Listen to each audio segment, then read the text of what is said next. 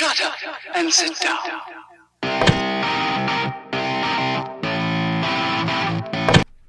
All right, so we just lost our Facebook Live feed that we were doing, but we got a good 15 minutes of talking about like nutrition and stuff and training.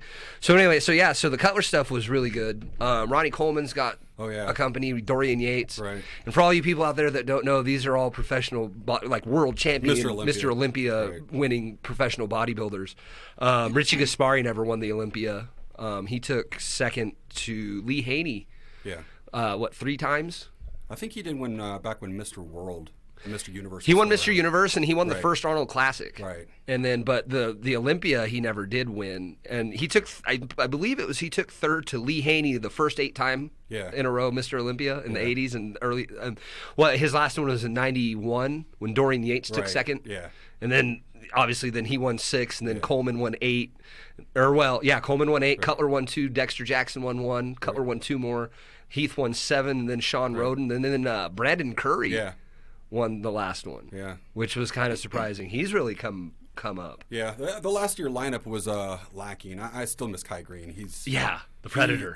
He they're trying to scale down the size from being mass monsters now. Yeah, which I approve of. Because you've got the classic physique, and then men's physique. Categories now. But Kai. Dude, he should have beat Heath in what was it, 13? Yeah, and 14, I think. The 2 years he took second to Heath, it's the politics behind it. Obviously. Oh yeah. Well, you I don't know if you ever heard the story about when Dorian Yates won. I think it was either the 5th or the 6th one in a row.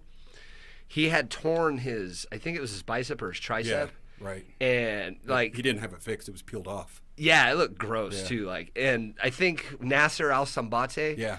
Should have won, but they called Dorian into the office before the thing, and it was just, I forget, I think it was like Flex Wheeler or Sean Ray was talking about it, and they're like, dude, we knew the fix was in. Mm-hmm. And he shouldn't have won. Yeah. But, I mean, he ushered in the mass monster era. Right, yeah. And, 4 of the 6, he should have won. There's 2 of those. There's the year that Sean Ray should have beat him. Right. Yeah. That one year. Yeah, because he looked really good. Oh, yeah. But he was tiny. Yeah. He's only like 5'5"? Yeah, they're 5'6". Yeah, some are pretty small. Yeah, and Dorian Yates is about 5'10", 5'11". Yeah. But I mean, dude, like when he showed up like that, especially in '92, oh my God, dude, like they called that tracksuit he had on the TARDIS, like in Doctor Who. Yeah. You remember that? Yeah. And they were like, Flex Wheeler's like, dude, he peeled that, or maybe it was, I think it was Flex Wheeler, and he's like, dude, he peeled that thing off backstage, and everybody's jaw just dropped. Yeah. And we're like, oh shit! And they pretty much knew, like, I guess we're all fighting for second place. Because I mean, he just dude, that guy took it to a whole nother level. Yeah, he really brought in some new training techniques and supplementation that brought in a whole new size. And people before that, people were like, you can't do these training techniques and get that large. And he was like, well, this is what I'm doing. Yeah. And then they're like, oh, well, I guess we need to try this. And then they put on another 100 pounds of muscle in a couple of years. Oh yeah. Well, he was doing the thing where he'd do 2 warm-up sets. And then 1 all-out set. And then 1 all-out set for 6 reps. Yeah. I actually back when I was at the factory, I was training that way. I've tried it myself. Yeah. It's intense. Yeah. I don't know how he did it. Well, dude, I mean, come on. He was on $1,000 worth of gear every week. Well, it's just the mental focus to be able to push all out for just 6 reps. Yeah. 6 reps. And then break down as much muscle tissue in just that one set possible. Yeah. And then move on and still grow. And he trained like Ronnie, like each body part twice a week was just he was insane without breaking down your body and getting sick. Well, and he's actually fortunate. Dorian is, because I mean, even though he had all those injuries back then, now at an older age, he's living in Spain. Yeah. And he smokes a lot of weed, and he looks good, and he's healthy. Whereas Ronnie Coleman, I feel horrible for him. Well, is it like 9 back surgeries and 7 neck surgeries? Yeah, at least. And they walked him out. I don't know if it was last year's Olympia or the one before. They helped him walk out, and I was like, you shouldn't have done that because it just makes him look awful. Yeah. And he was frail looking, he bent over, and well, he's on those crutches. Yeah, but he still had 2 people holding him too. Oh, did he? Okay. Yeah, and it was awful. And he came out and talked. I'm like, it's just embarrassing him. It's wow. He's but everybody still is like the king of bodybuilding. Well, I mean, dude, he's the second guy to win 8 in a row. Right. And I mean, biggest person ever. Oh, dude! What was the year he walked out and he was 287? Yeah.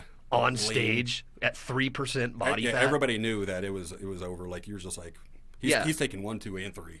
He's just Well, Cutler got second that year. Yeah, he looked like a refrigerator. Yeah, he was one. And he was a big dude. He was a cop. Yeah. In Dallas. Oh, Ronnie. Yeah. Yeah, Ronnie Coleman. Yeah, he was an active duty police officer when he started winning the Olympia, and still worked 8-10 hour days, and then went and trained for 3 or 4 hours. Yeah, with Brian Dobson at the Metroflex. Well, and then another guy who was also is Sergio Oliva. Yeah. The guy that Arnold finally beat. Right. He won 3 in a row back in the late 60s, early 70s. Yeah. And he was a cop in Chicago. Oh. And then so it's kind of crazy, dude. Like Steve Kuklo, King Snake. Yeah. He's a firefighter in Dallas. Right. Yeah. So, and he just won something recently, didn't he? I don't keep up as much now, but I'm not sure because they just had the New York Pro. Yeah, I think it was last year though. Yeah, he won. Might have been like the Florida Pro or Sacramento Pro or something. Right. Like he won something. He looked really good. Yeah. And then what was he, 8th last year at the Olympia? Yeah. Or something. And he's been moving up, but the dude's a full-time firefighter. Right. And they have a weird schedule. They'll work like, 48 hours on? Yeah, 2 on, 1 off. And then they have like however many days off. I don't really know the schedule, but yeah, dude. Cedric McMillan is a full-time, U.S. Army military. Yeah. Yeah. And I don't know. Yeah, I don't know how people do that. I don't either. Incredible. Have you seen his training videos? Yeah, he's dude. He was in Iraq, and he's like lifting like pallets of like MREs and shit. Yeah. And like he's insane. When he won what, 2 Arnold Classics or just 1? I think it might have been 2. Yeah, I can't remember. I know that the year that he won, because Arnold is a big fan of his. Yeah. And it's like I kind of think the fix was in that year. Well, he's also got the aesthetics, and he's not just a blob. Yeah, and he's got a really 6'4", good X taper. 6'3", He's 6'4". a big dude. He's like Tony Freeman. Yeah. Oh yeah, yeah. Yeah, the X-Man. X-Man. Yeah, that dude was a beast. I was a big fan of him when he was still competing. He's from Florida. Yeah. So I used to go to the Dexter Jackson Classic. Oh, okay. And meet a lot of those guys. And when I met Dexter, I seen them in magazines and on videos and stuff, and you think these guys are giants. And Dexter, he's tiny. Dexter was like 5'5". Yeah. But he was like 6 times wider than me. Yeah, he's huge. And nice guy, but it's like a comic book in person. It's literally so incredible, and you're like, how can anybody do that? Yeah. And it's the genetics that they have are just incredible to grow that large, and the determination to stick with that horrible diet day after day. Yeah, dude, and it's rough. the training that's just brutal and totally live that life. Dude, I met Tony Freeman at an expo once. That guy's arms are like me and you side by side. He's huge, and he's another tall guy. He was like 6'3" or 6'4". Do you remember Ahmad Hadir? This is the name I remember. So it was back in the early 2000s, and so it was at a competition I went to, and he had a shirt off posing, and his abs literally stuck out 1.5 inches each oh boy ab section, and I was just like, how is that even? And he had a full inch separation on his abs. They were so down massive. The middle. Yeah, nice. And it was like someone had done an implant. Right. It was so incredible, and I'm like, that's nuts. How do you train like that to develop them so incredible? It's yeah. Well, you know how they do it. Well, they can't use synthol on your abs. No, but you know how they do it. I mean, and not to take away either, because one thing always makes me laugh, like with the steroid issue, is like people will be like, "Oh, it's just steroids," and it's like, well, listen, that doesn't get you in the gym. There's 29 tools out of 30 in a toolbox. Yeah. They have 29 of them, and that final tool is the steroids. Yeah. Like, like everybody's mad at the football right now, right? Oh, yeah. But my favorite example of a guy that's got 29 tools in his box and the 30th one is steroids is Tom fucking Brady. Yeah. I'm sorry, dude. The dude takes steroids, and people don't believe it because he's not huge. Yeah. But it's like, come on, dude. How old is he now? 43, 44? Like, really? Well, people think that if you take that, you're going to get huge. You're going to turn into a bodybuilder. But every athlete, every Olympic athlete uses performance enhancing one way or the other. Yes. And with the technology coming out now, they're starting gene therapy. Yep. You've got the peptides. You've got the SARMs and the SERMs. Yep. And a lot of those are becoming more and more natural to influence your own genetics to, maximize your potential. It's incredible, though. A lot of those have some incredibly positive health benefits. Yeah, they do. With peptides, with joint and soft tissue healing. Well, what was Kobe Bryant doing in Germany? The platelet therapy? Oh, yeah. For his knees? The plasma-rich platelet therapy. I've actually had that on my knees before. Talk about that. So, yeah, so they call it prolotherapy. It's plasma-rich platelet therapy. They extract your own blood, spin it, take out the growth factors, which they can actually use synthetic, like human growth hormone, but this is straight from your body. Okay. And then inject it into the joints. So in between your joints, so like my knees, there's very, very little blood supply. So it never heals. But when you stimulate it and you put a irritant, that's especially got the growth factors in it, it causes localized swelling. So after a period of time, and if you inject it, it actually heals that area. So I did that for I have torn meniscus. Okay. So it actually starts to heal that over time, the way your body is supposed to. And it actually feels incredible. That's when I first started that. I'm always, wondering if something's going to be legitimate or not. And it worked wonders. And I haven't gotten it lately, but you have to get it like every 6 months once you start to keep it up. Right. But once you start, I didn't have any pain for a couple of years doing that. Oh, wow. No pain at all. And because with my martial arts, lots of kicking, lots of jumping, things like that. And it helped it. It was pretty tremendous. And it's a great thing. They can inject at any part of any joints in the body, the spine, the neck, the wrist. Okay. And I think that's a great therapy that people should explore. I don't know if there's any place in Boise that has that. I get a lot of alternative therapies here, like IV vitamin therapy. Yeah, you told me about the place up on, what's that, U-Stick? Yeah. Right, Alpine? Alpine Wellness. Yeah. That's the place I recommend in town. They have the best prices, the best staff there. Yeah, so the IV vitamin injections, so one thing I tell people, they ask what supplements and vitamins they take. And they say, they take this orally. Well, all of the research that people read on vitamins has no oral testing. It's all from injection. Really? All the benefits from the vitamins that are legitimate only comes from the injection research. Okay. So with this, I get it's called a Myers cocktail, and it's 5 or 6 vitamins in it. And one of the main ones is the B12 methylcobalamin, which is the only one that bypasses the blood-brain barrier. So it actually makes you feel like you're on Xanax, but in a positive way. You feel incredible. Right. So it takes about 15 or 20 minutes with that. It's a small, maybe 200 cc IV bag. Very comfortable, pleasant. There's no irritants, and you feel like $1 million afterwards. Nice. And it'll last, a couple weeks, and you get it regularly. And a lot of people are like, I don't want to get an injection. I don't want to get an IV. But if you feel like $1 million, if they recommend it, especially cancer patients, chemo patients, people that have hangovers. I use it sometimes to recover, to rehydrate, and you feel like $1 million afterwards, and it's very affordable. And people have these options to increase their health, and they're not utilizing it. And why do you think that is? It's easier to spend $30 on fast food than to spend $30 on a vitamin injection. And or $30 at the bar. Exactly, or $100 at the bar. Yeah, right? Who hasn't done that? Yeah, not recently. Yeah, I haven't done that in a long time. Yeah. I quit drinking completely. Yeah. So, which is probably one of the best moves I could have ever made. It inhibits protein synthesis. That's the main reason I quit drinking is because it was going to interfere with my muscle gain, and I wasn't going to do anything that was going to inhibit that, even in the least. Right. So, yeah, I would have continued drinking, but it interfered with my workouts. So that went out the window. It really does too. Well, and the effects, like we know each other on a personal level, so like the issues I've had because of drinking and whatever, and being young and dumb and bulletproof and the whole bit, that's so. And so you brought that up, something that was really interesting. So your soon-to-be wife has been battling cancer for how long?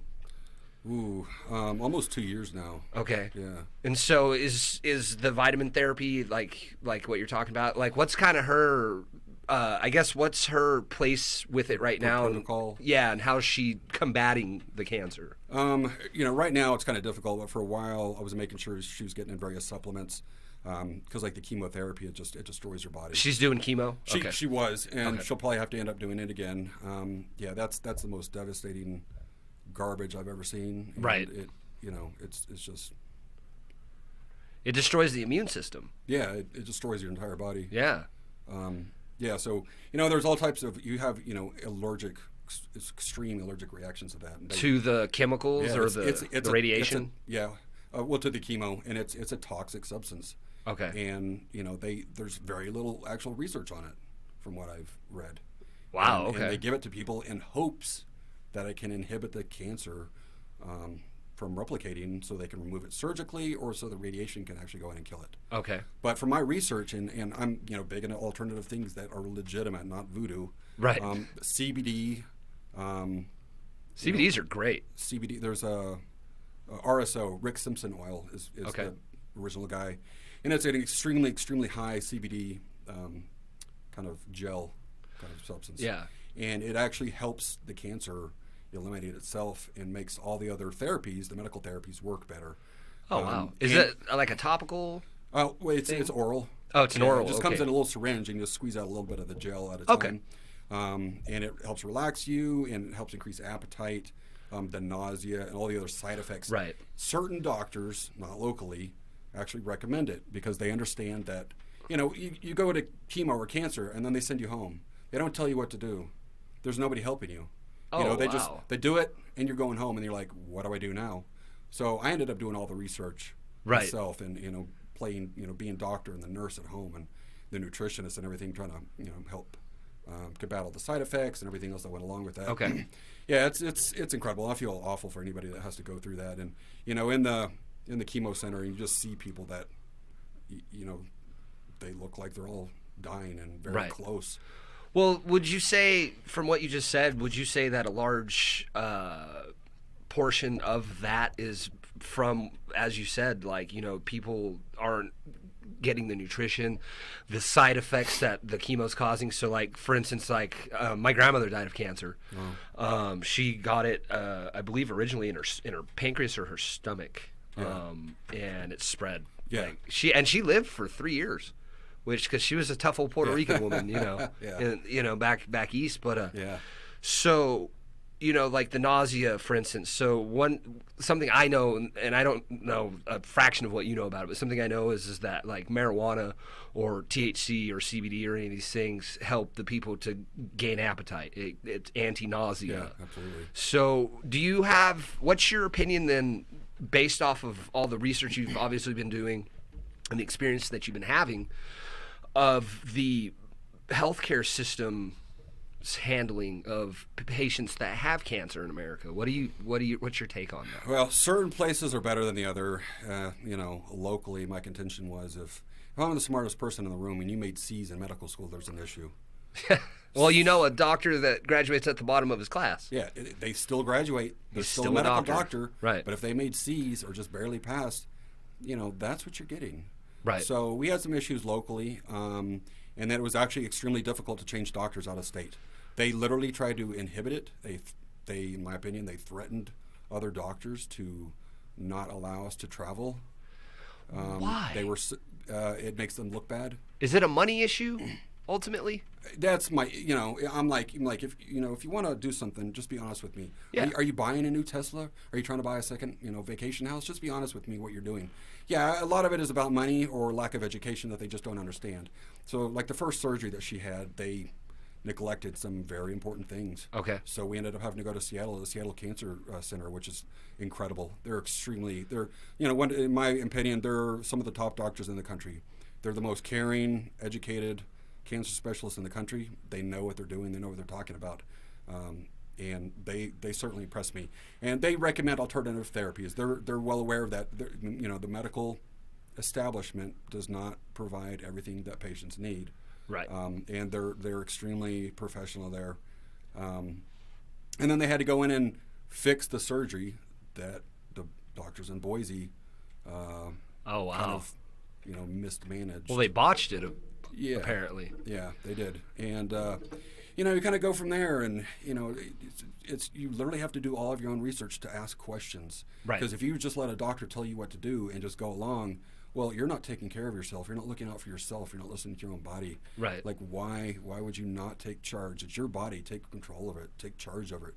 If you're against cannabis and you're sick, you're punishing yourself. Right. Why would you not use it? And then a lot of people come around and are like, oh, cannabis is great. You've got a lot of people that are completely anti-drug. Something happens like cancer. Then they start using cannabis, and then they're like, I'm sorry, I was wrong all those years. We should Right. legalize it nationally. Right. And then they come around. You know what's funny about people like that are so anti-drug or whatever is they'll be the first people that'll take a prescription, though. Right. Like, as long as a doctor does it, doesn't mean it's good for you. Doesn't mean that it's a good drug, Yeah. because they are drugs. Right. Caffeine is a drug, Yeah. most widely used drug on the planet. But people will be because, well, it's illegal. Yeah, that's their only contentions because it's legal. Yeah. Like, yeah, that doesn't work. Well, go to another state where it is legal. Yeah, now it's legal. Yeah.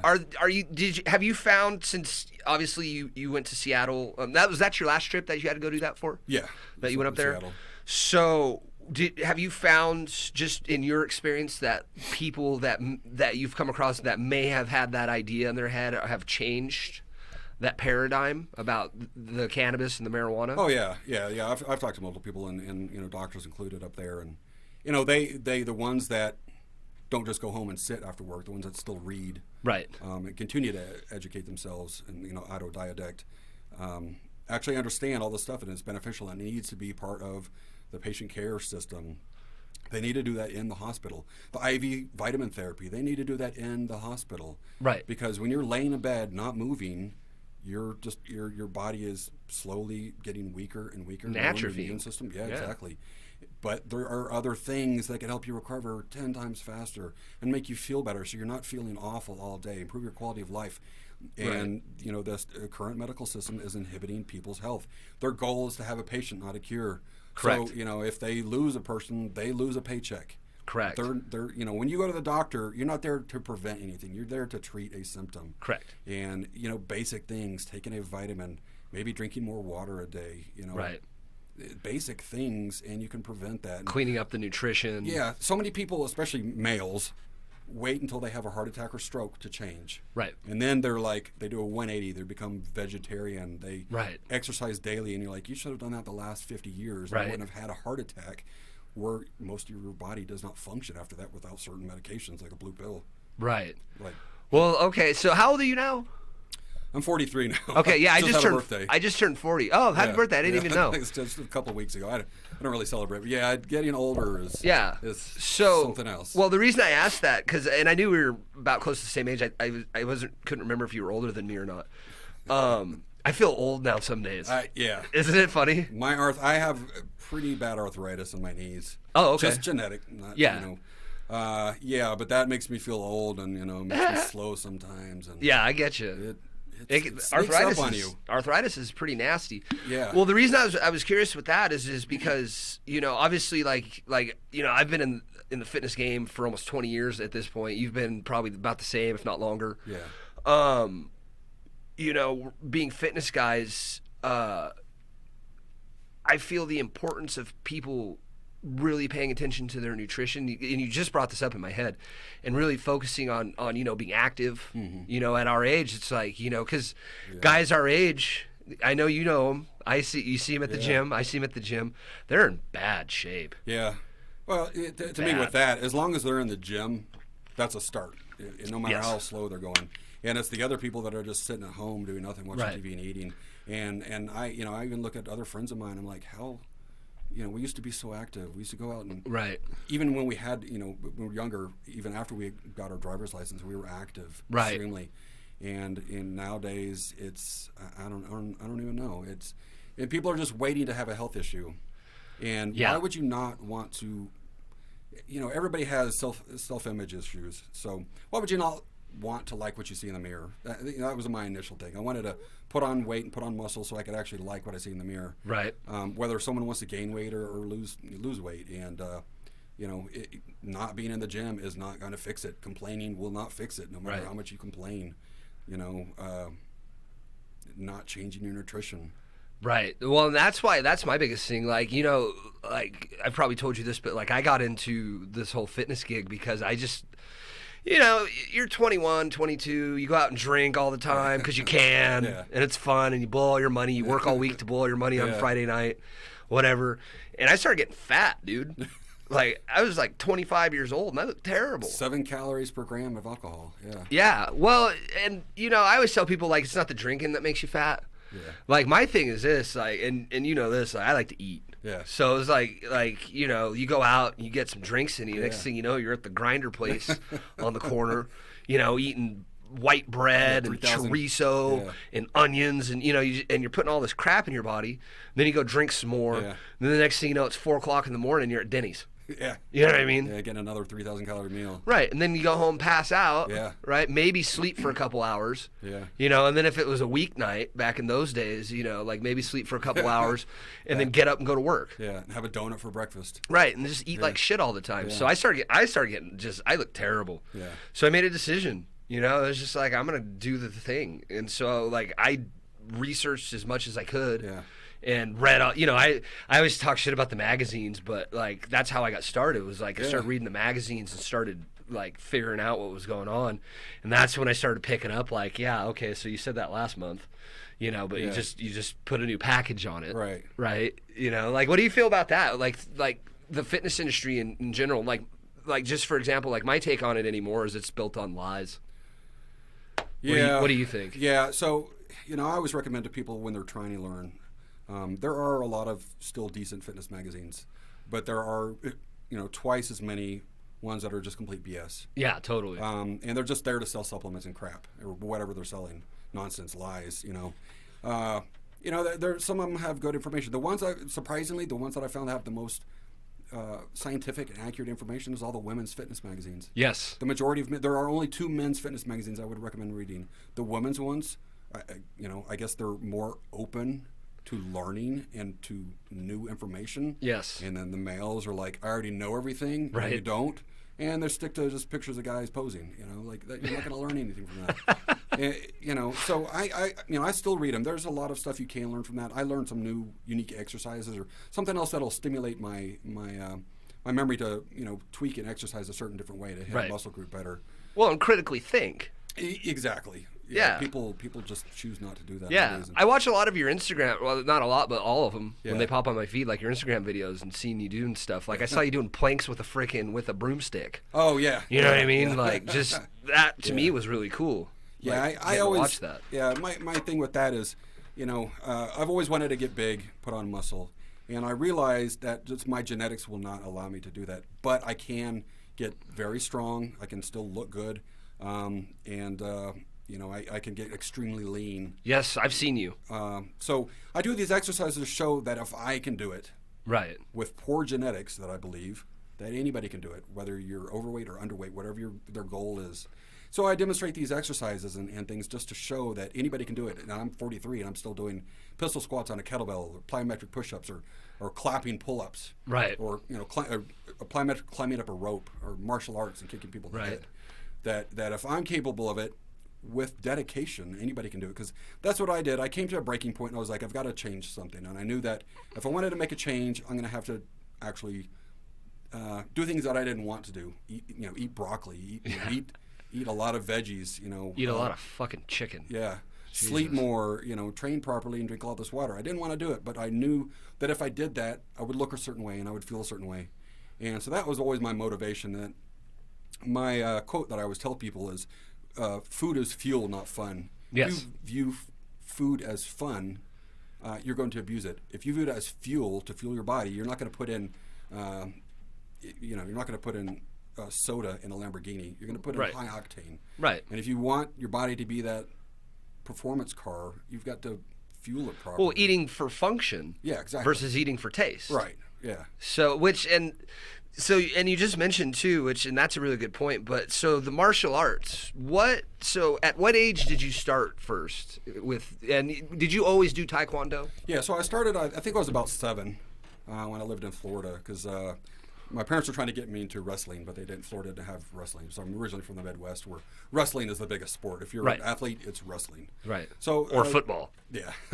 Well, it's usually wrestling then football. Right. Those guys with all that. And so I got into Taekwondo is my base style, and I got into that and fell in love with it. And I wasn't ever good at sports. I couldn't hit a ball. I couldn't throw anything. Right. Couldn't run fast.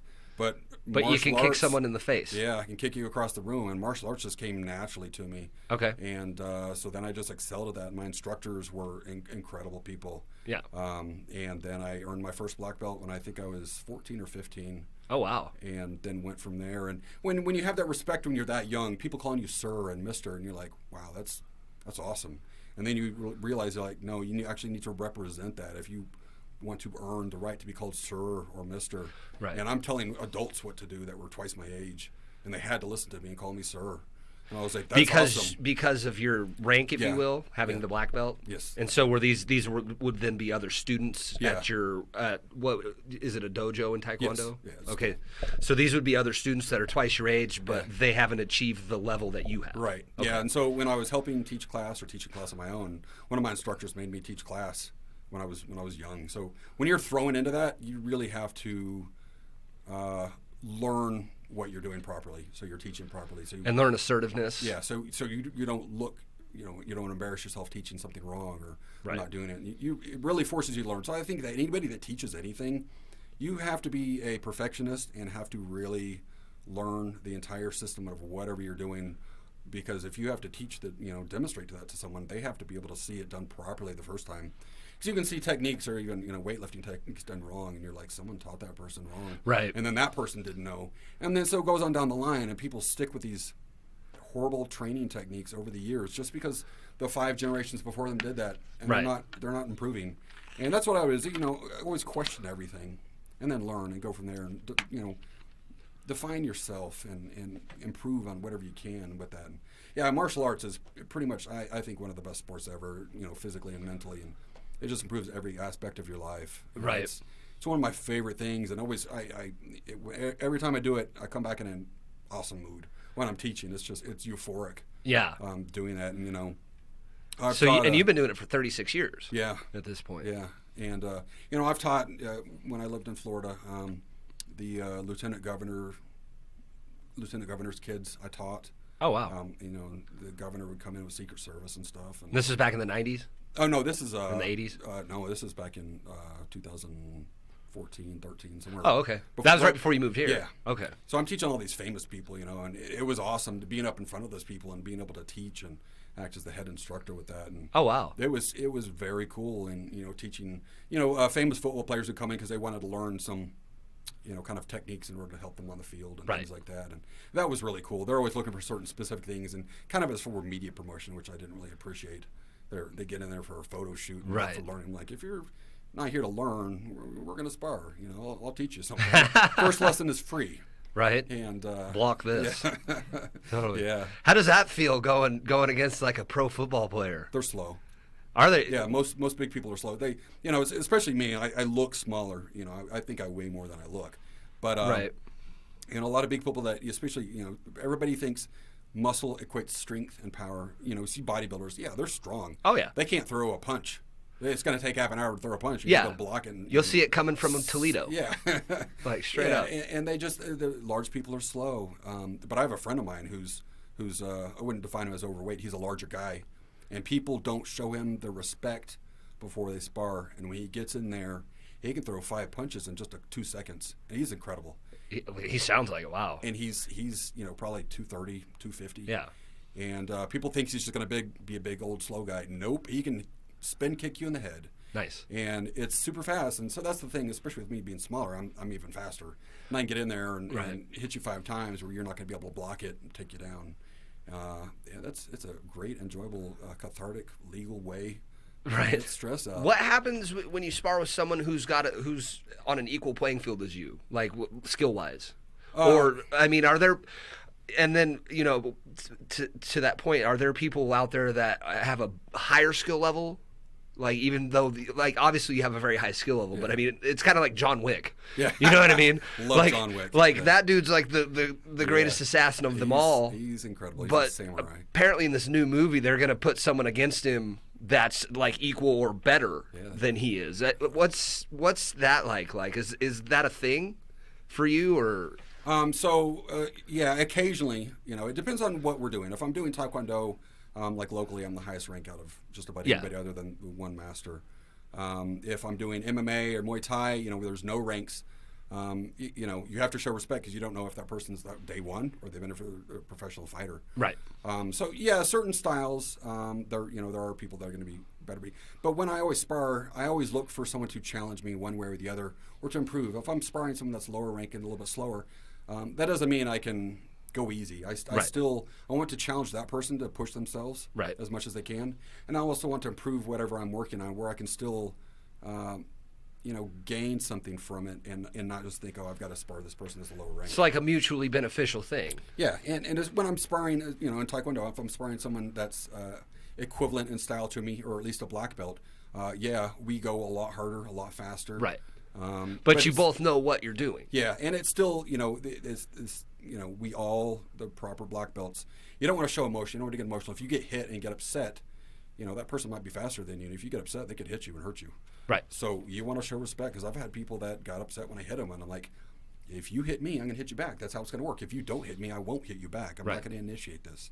But it's great when I'm sparring people on my level, and we can go hard and fast. And half the time we're punching each other, laughing, and kicking each other down to the ground. And a friend of mine kicked me in the leg, and I couldn't walk straight for 2 weeks. Oh wow! And hit me hard and fast, and it was great. It was awesome, And nice. Like kicks to the leg, it's literally like swinging a baseball bat at someone. Yeah, well, because of the velocity that they put behind it. And when that shin digs into that muscle and hits that bone. Yes. And it, soft tissue trauma. But it's awesome. It's so fun. Yeah, I've never been injured, luckily, doing any of that. Just, minor bruising is always a common thing that happens all the time. And then when my knee's active from arthritis. But yeah, I recommend anybody, especially young people nowadays, to learn the philosophy and the psychology to develop yourself. Start in martial arts young. It's such a beneficial thing that people neglect nowadays, and they just go along as sheep.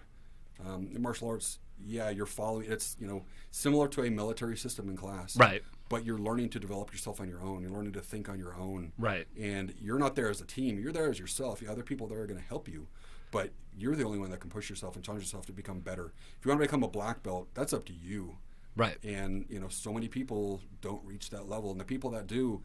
I respect anybody that has a black belt, because it can take up to 10 years to achieve a black belt. And that's a lot of, Is that in any martial art or Taekwondo specifically? For the most part, it's any martial art. Okay. College only takes 4 years. Some black belts can take 5 to 10 years. A friend of mine who's in BJJ, Brazilian Jiu-Jitsu, yes. I think it took him close to 10 years. But when he reached that black belt, that's like in the old days, in the 60s and 50s and before, when someone had a black belt, you knew that they're not going to be able to be defeated. You knew that they could fight anybody, right? 10 people at a time and come out on top. Like Chuck Norris. Yeah, Is he a black belt? Yeah, he's a high rank. He used to do more point sparring. He's a legitimate martial artist in my opinion. He can fight, but he's not John Wick. Right. Well, yeah. I mean, John Wick. I watched a thing on YouTube once about John Wick. And they were going through the different fighting styles. They have these videos. You've seen those, and then it's like they'll have like Batman and like John Wick and like whatever like kind of superhero type person. And that dude had like 25 different fighting styles, from like Russian boxing to like Turkish gun shooting, or and the Sambo. It's the Russian. Yeah, well, I don't have the names right, but you get what I'm saying. Like it was like he had like I think like 2 or 3 more than Batman. Yeah, Keanu being John Wick is one of the most incredible things I've seen. He's actually legit with it too. Oh yeah, when I probably watched the first one many times. I have. And every time I watch it, I see something new. I'm like, he actually hit that guy. Yeah. That's a proper technique that would work in real life, and he hit that guy. Yeah. I'm like, these guys are going full contact. Yeah. And there's a lot of famous retired UFC fighters in that. In that yeah, film. there is, isn't there? And they're some of the stunt. Isn't like Boss Rutan in it? And Boz in a few movies. There's a couple guys, I'm blanking on the name, that are in John Wick, but they were. I can't think. That's the guy always comes to mind is Boss Rutan. Well, Boz is awesome. Yeah. But John Wick, and he all that stuff is legitimate and would work in real life. Yeah. And that gun fu, which is an entirely new martial art. Yeah. Where he's using martial arts with firearms. With firearms, and it's incredible. And he's legit doing it. I just saw a video of him training. Doing his training, and he's on kind of, I guess you call it like a gun course or an obstacle course. Yeah. He starts off with a sidearm, right, and then he comes to I believe an AR-15, and switches up like doing targets, and he's like quick with it. Keanu could be John Wick in real life. I mean, he literally could. Well, he did. Incredible. What did they have to do? Kung Fu for the Matrix? Yeah, was it Kung Fu? One of the main styles is Kung Fu. Yeah, Wushu. They but legit. All of them. Yeah. Every actor on there, right. like the Carrie-Ann Moss, Lawrence Fishburne, Keanu Reeves. One of the main choreographers for the Matrix, I believe, was the guy in The Man of Tai Chi. I'm blanking on his name, but he's one of the most incredible martial artists I've seen. So, okay, I don't know Man that of movie. Tai Chi is an incredible film. It's a Chinese movie. Keanu is Okay. the main star, the main bad guy, which he plays a great bad guy. Man of Tai Chi. So the guy is using Tai Chi as a combat martial artist. Traditionally, Tai Chi is not for offense. It's defense. Yeah, defense and health, and he uses that in offense and goes from there. And he's fighting other top martial artists of different styles around the world. Oh, wow. And, kind of like a death match, basically. Kind of like a legit blood sport. Yeah, exactly. Yeah. But anyway, so the guy that stars in that was one of the main choreographers, and he's an incredible martial arts actor. And wow. all that nowadays they're getting more and more legit. It's not one punch and someone falls down. Like the old 80s movies when we were kids, like the Rambos and shit. Exactly. And if anybody's ever hit someone, someone is not going to move with one punch. You're not going to knock them out unless you're 300 pounds. And not generally. No. Not generally. Unless you sucker punch them or something. But Yeah, well, every once in a while, like I've seen some situations where like a solid shot to the button. Oh yeah. Some dudes go out cold. Bigger guys generally, in my experience in life, I've noticed, because they're not used to getting hit. Right. You know what I mean? Because they've always been able to intimidate people with their size. Yeah. People were scared of them. It's a mental thing. Oh yeah. You know what I mean? They think they're invincible. Right. And I've always noticed they're usually the quickest to go down with one punch. Yeah. If you will. You know what I mean? But Yeah, I've seen guys quite a bit smaller than me, and they're in some type of bar fight where they're not the aggressor. Some bigger guys trying to attack them, and the little 155-pound guy just boop, and the person goes to sleep, and everybody's like, whoa. Right. And then they're like, leave him alone. Don't fight him. Exactly. Like, obviously just don't pick on people. Well, yeah, but the thing too is like, it's kind of funny because I remember sitting out on the landing dock before I even knew you were into the martial arts thing. I would have never known. Yeah. Like I watched, obviously, like I watch people move, as a coach and a trainer. Right. Yeah. And it's like, yeah, that dude he works out and he's athletic, and usually my first thing is like, because it's pretty common. Most people played like baseball or soccer or football or something, or whatever. But like watching people's footwork. Yeah. But I would have never known until you told me. Yeah. That's one thing interesting about being a personal trainer that I've tried to explain to people is you can look at someone and analyze their entire physique from a distance and then know what sport they play, if they play sports. Right. And you can look at their gait and their body movement and, be able to know what they need to just kind of go through it, like they should improve on this or they're in this kind of shape. And that's one of the fascinating things, being able to see that. It's almost like X-ray vision. Yeah. But just being a trainer. It comes with the territory of, and like the OPT model and the corrective exercise and all this stuff.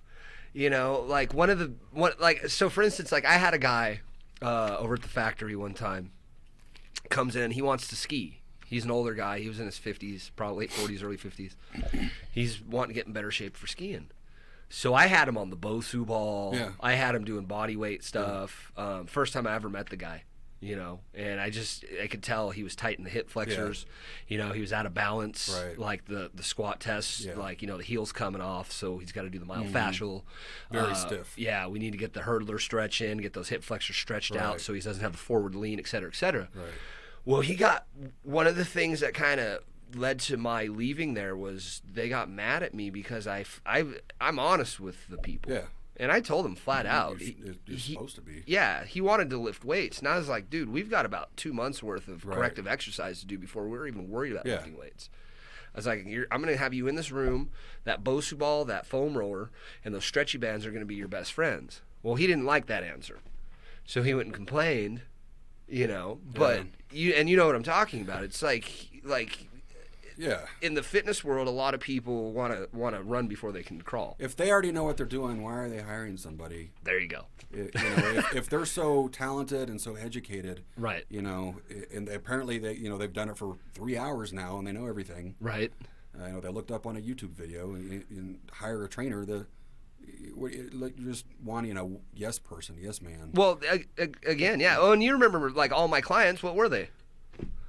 Female. All of them. That's another thing, is that males are so close-minded about very. That. They know everything, but then they're like they have no idea what to do in the gym. Right. When I first started, I had no idea, and I would embarrass myself. I remember the first time I went into a gym with a buddy of mine and sat down on the seated calf raise machine, and I thought I was working out, and then the guy next to me leans over and removes the safety bar. Yeah.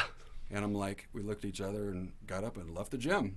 I'm like, I feel so stupid. Right. But I wish I had someone to guide me back then, and that's what I recommend to people if they're starting out. even once or twice hire someone to show you Right. what to do and put a program together. And that will save a lot of injury, save a lot of time, increase efficiency. Yeah. You'll reach your goals a whole lot faster. And it's always women that are more Receptive. willing and receptive to do that. And, you know, it's you know, if guys want to be so tough and strong and look good, they need to, you know, get rid of some of their arrogance and hire someone that looks like they train. Well, you know the philosophy: leave your ego at the door. Exactly. You know what I mean? Well, it's like the thing that I've always told this to people, because it's all about the functionality. Mm-hmm. Unless you're, you know, an athlete or a sport specific athlete or whatever, but the functionality of it. Like dudes always, and you know this. What's the favorite 2 exercises of dudes? Benching and bicep curls. Thank you, Yeah. dude. Oh my Neglect God. the legs. Never a leg day. Don't work shoulders. Don't Yeah. work backs. But get them chest workouts and them bicep workouts in. Mirror muscles. Yeah, exactly. Thank you. Jesus Mirror Christ, muscles, dude, yeah. that drives me insane. Yeah. You know what I mean? There's no balance to the physique. Yeah.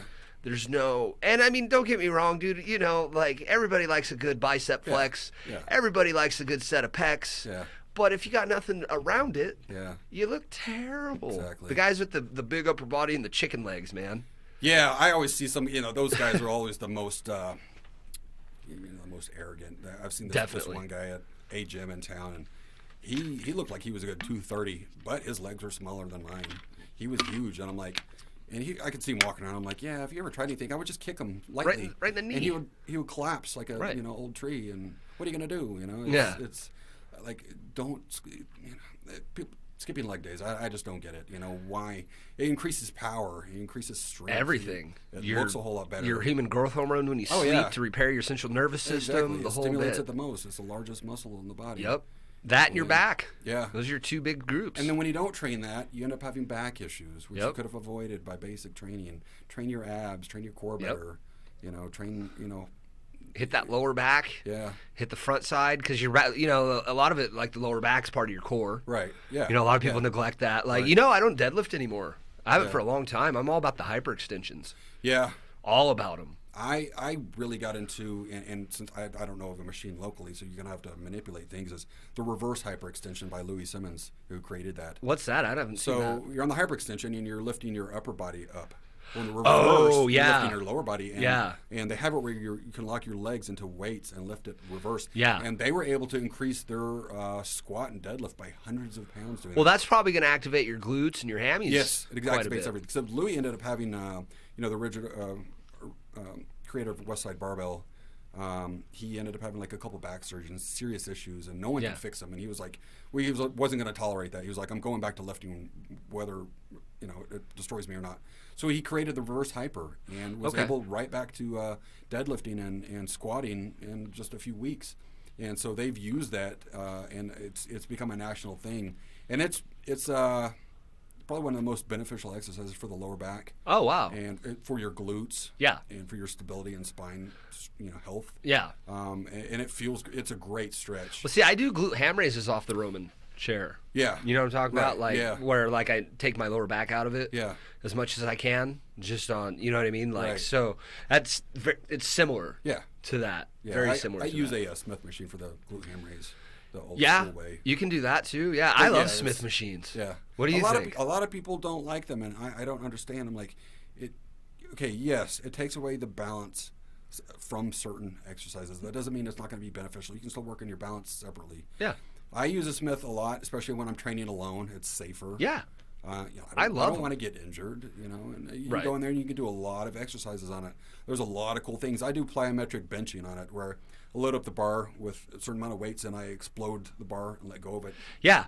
You And then throw it catch up and then catch it. Yep. And then catch it. And that replicates a plyometric push-up. That replicates a strong punch. Yep. So I'm increasing my punching without hurting my joints and destroying Yep. things.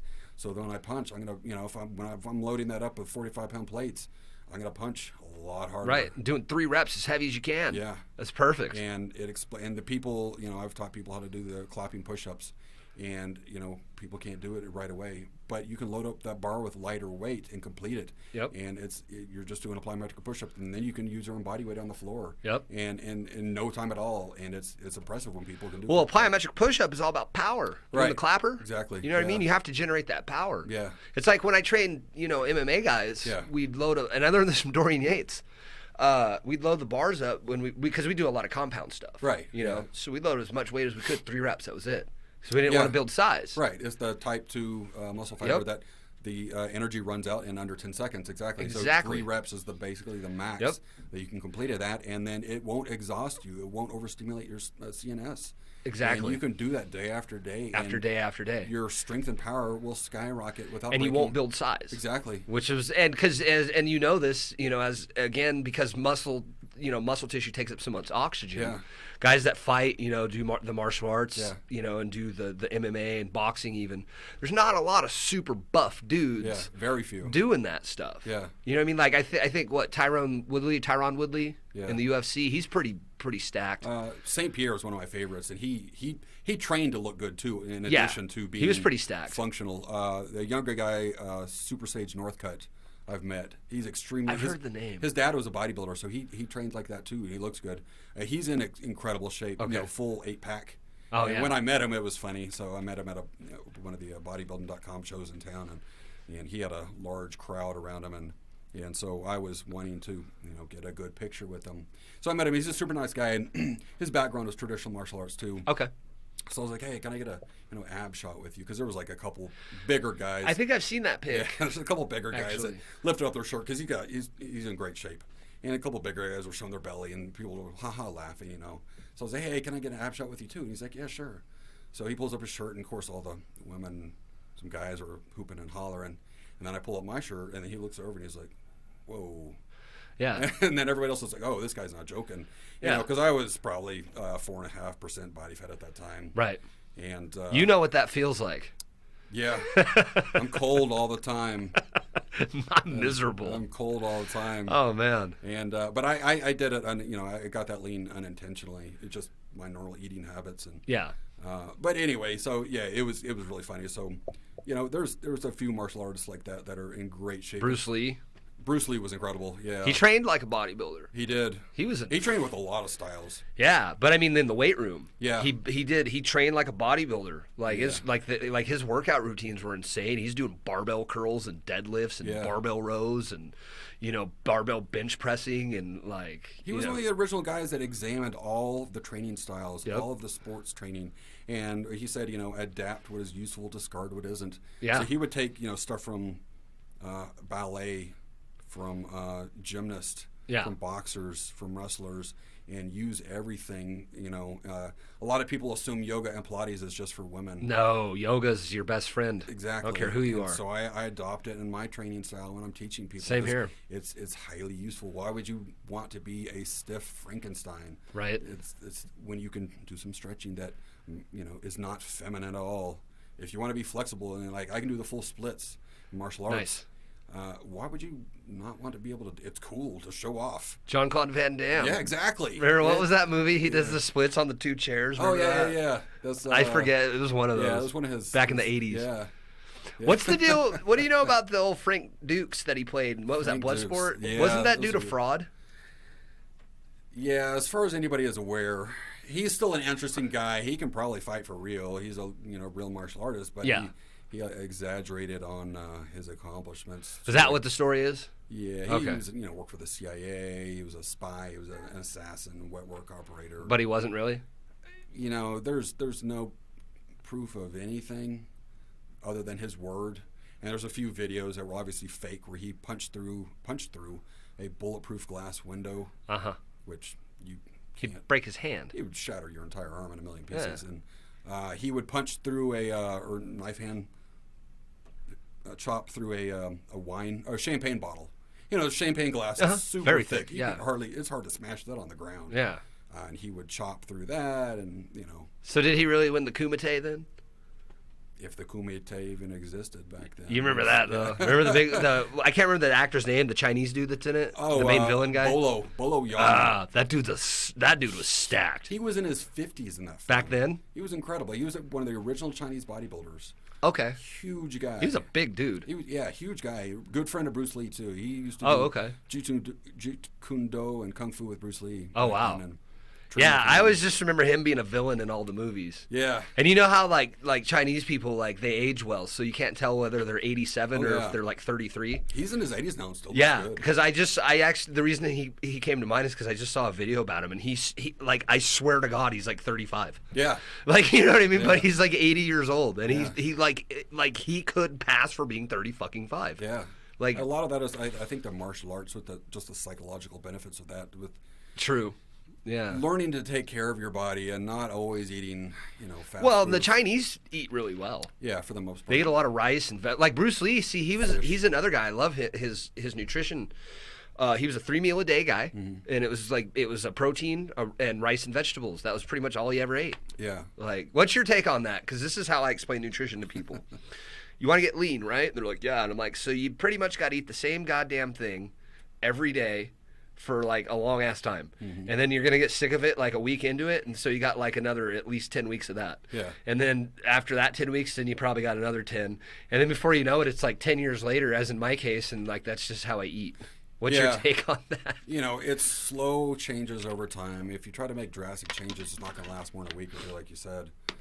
Slow changes over time is what I did, and little bits here and there, and you're going to have setbacks. You're going to mess up on it and get off track. But you've got to get right back on track and continue up that path. And every week or two, make a slight modification to make it more strict and better. Right. Some of the kind of nutrition I recommend is, it's not if it fits your macros, but it kind of incorporates that, where you can lower your carbs in one area if you need to eat these potato chips or something, but you can't replace all of your carbs with M&Ms. Just or to make fats. it fit, yeah. Or do the keto diet. Yeah, so I kind of blend and incorporate a lot of different things in what I recommend and for myself, and I believe it works. I follow strict science, but you can combine the science modalities with that to make it effective. And that's the long-term thing is, if you find something that works, stick with it. Yeah. Is basically what's the best diet? Well, the one you can stick with, and the one that works. Well, see, personally, like, and this is what I always tell people, they're like, how do you get that lean? Like, when I get super lean, which is like right now I'm in double digits, but like low double digits. I had a 7-month break, which my body, like, right now is saying thank you for, because, and like, I mean, I've been going at this for a long time. And then you'll grow more and quicker taking that break. Like, exactly. Recover. But I always tell people chicken and rice, chicken and potatoes.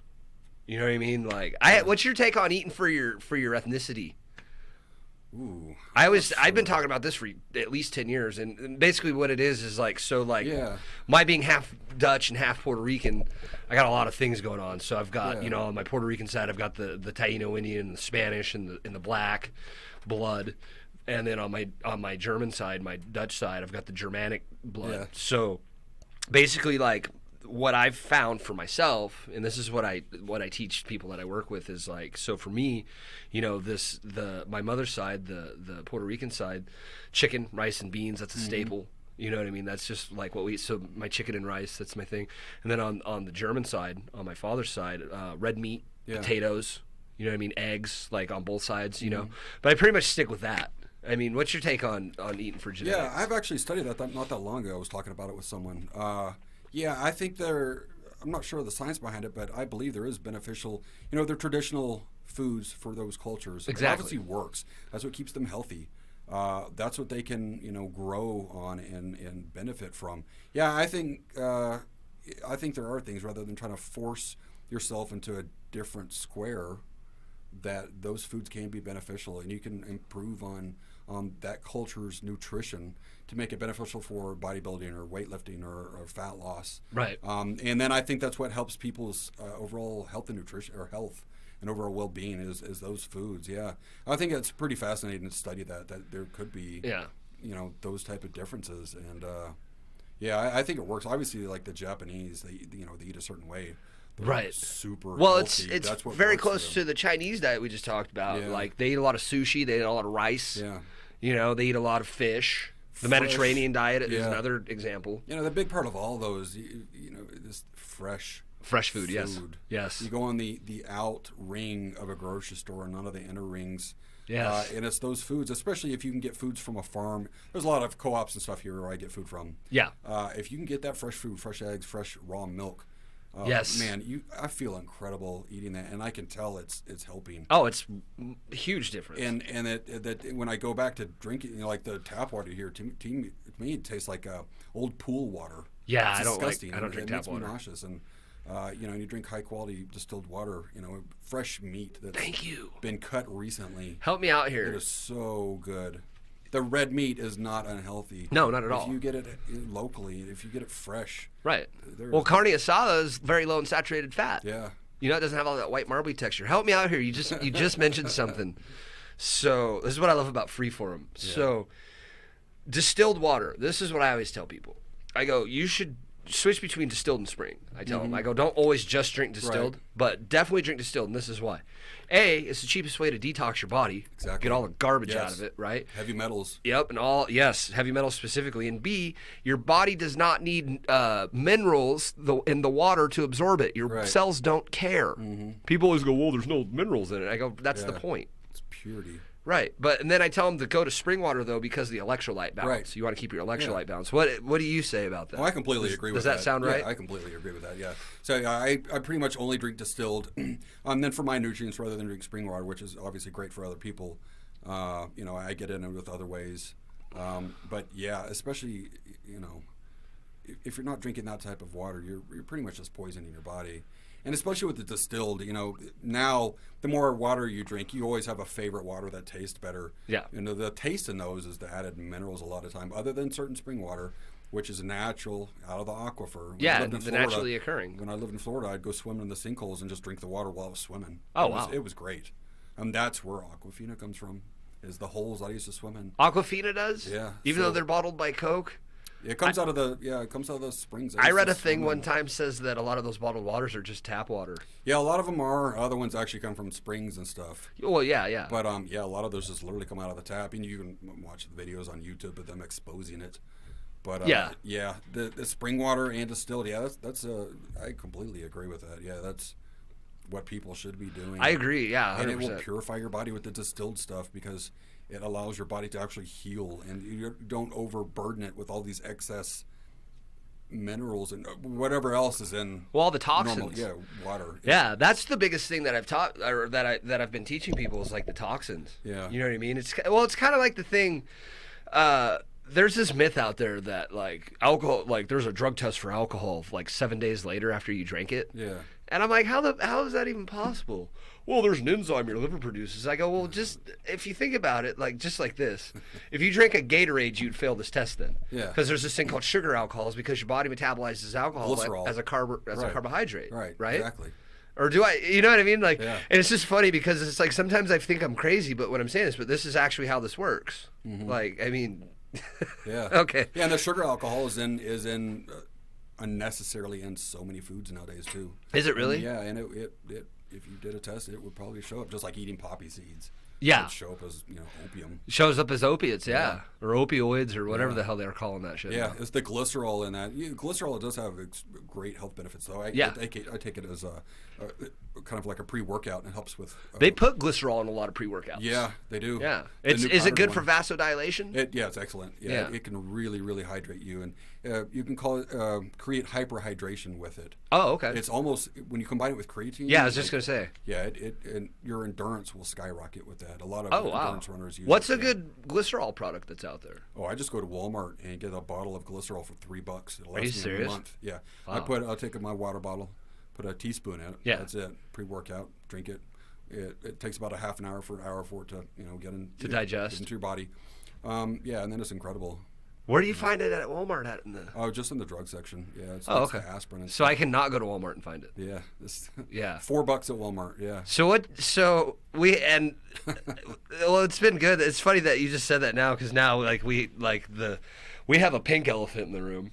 Not really, but what's your take on all this stuff going on these days? Like you just said Walmart, and I just opened the floodgate for Oh me. yeah. Like this mask shit. Well, we've kind of talked already about this, and it's like first and foremost, sunshine Yeah. is really good for you. Apparently not. Yeah. Who needs vitamin D? Right. And to feel better and have strong bones. Yes, right, and for sure. what's the mood melatonin or serotonin? inside your body it would be serotonin. Serotonin, yeah. So supplemental is it helps melatonin. the vitamin D Yeah, exactly. helps to produce that, right? Yeah. So oxygen. Yeah. What's your take on vitamin D and oxygen, Colin? I don't know if we need it. You know? Yeah? We don't need oxygen. Good night. Well, especially outside right now, you know, you're breathing in diesel fumes. Well, you know, from masks, the world being on fire. Masks are not preventative or are not effective against smoke. Yeah, so the smoke particle, I read it earlier, is 1,750 times larger than the China virus particle. But Wow. if the mask cannot filter the smoke particle, which is significantly larger than the virus particle, How's it going to filter the smaller one? how do you reason with your cognitive dissonance that it's going to Right. prevent any type of virus Do you know? from getting through a T-shirt covering your face? Oh my God! In Don't your even get me muzzle. started. The bandana, like I'm wearing on my head, dude. Did you see? I know you don't Facebook a whole lot. Facebook just kind of became a hobby to me. Yeah. Once I started, I started seeing stuff, and I just couldn't keep my big mouth shut any longer. I do Instagram similar. Yeah, I know. I see all your stuff actually on there. But I posted a thing that they literally put on the fucking boxes of the masks. That there's 12 or 14 things on the Right. thing, and it's like, this does not prevent any kind of coronavirus. Or tuberculosis transmission. Yeah, COVID-19, any of this shit. And I'm just like, and people were arguing this with me. My favorite one was, COVID's not coronavirus. I'm like, that's exactly what it is. It's like the flu, influenza, Yeah. or H1N1, or SARS, Yeah. or the common cold. And those tests that they have cannot differentiate from any of those other viruses. It just says yes or no. It's like a pregnancy test. It's not going to. Pregnancy test isn't going to tell you the sex. Those virus tests cannot tell you which virus you have. Just a virus. Well, that you've had yeah. coronavirus. Or don't even have it currently. You just have. You have some of the virus in your RNA. The RNA of it's in Yeah. your body. Yeah. And all of a sudden you're positive for it. Oh, apparently. dude, it's crazy. Yeah. Dude, they're they've literally reported, the New York Times, there's a thing in the New York Times, they literally said 90% of the positive tests that came back were not accurate. Yeah, and the FDA, or not the FDA, the CDC CDC. keeps updating their numbers. Yeah. And people deliberately, they're like, hey, we believe science. And the CDC comes out with a statement like, no, not that science, though. Right. Well, you can't really pick and choose science. You can't argue science. Science has to be done research. And if it's true and legitimate, then every scientist can replicate it. Yeah, and come to the repeatable same results. Yeah, exactly. The scientific method.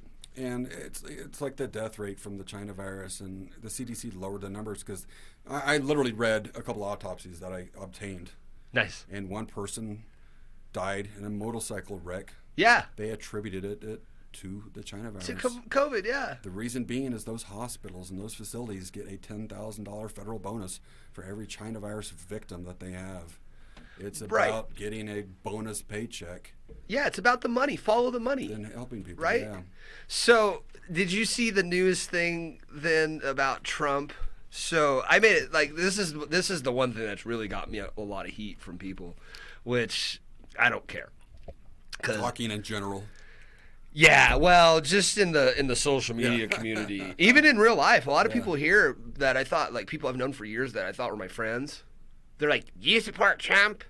Oh my God!" And I'm like, well, the sheep are being brainwashed, and they think that their minds are open, right? But they refuse to do their own research. Well, I'm like, "Do you like broccoli?" And they're like, "No." And I'm like, "Oh my God, you don't like broccoli? Get the fuck out of here!" No, but so they come out and they try to say that he purposely misled the American people, right? This guy comes out, he interviewed him or whatever. Yeah.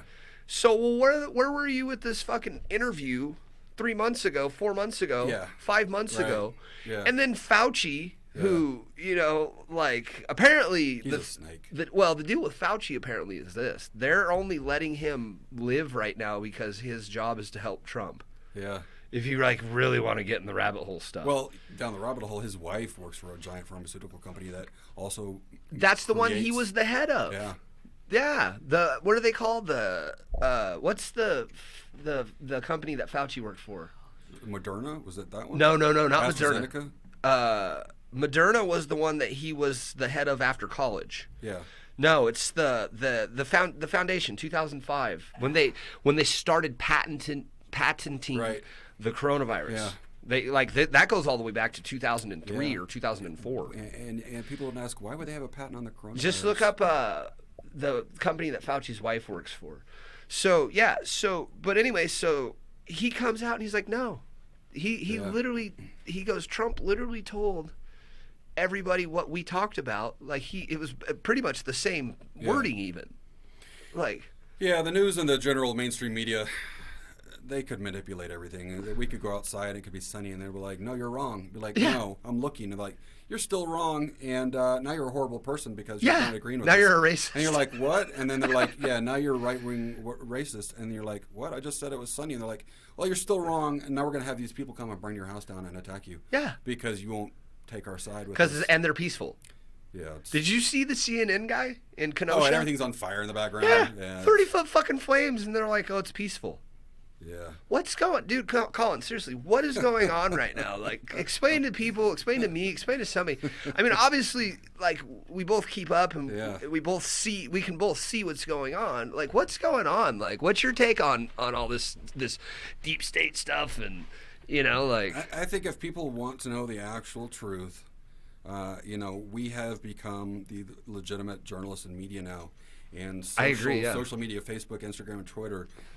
It's like if I went to a place and something occurred and I posted video, you can rely on that I'm not manipulating it. And just like anybody else that I know can travel somewhere and post that video, that's the only way to keep up with the truth now.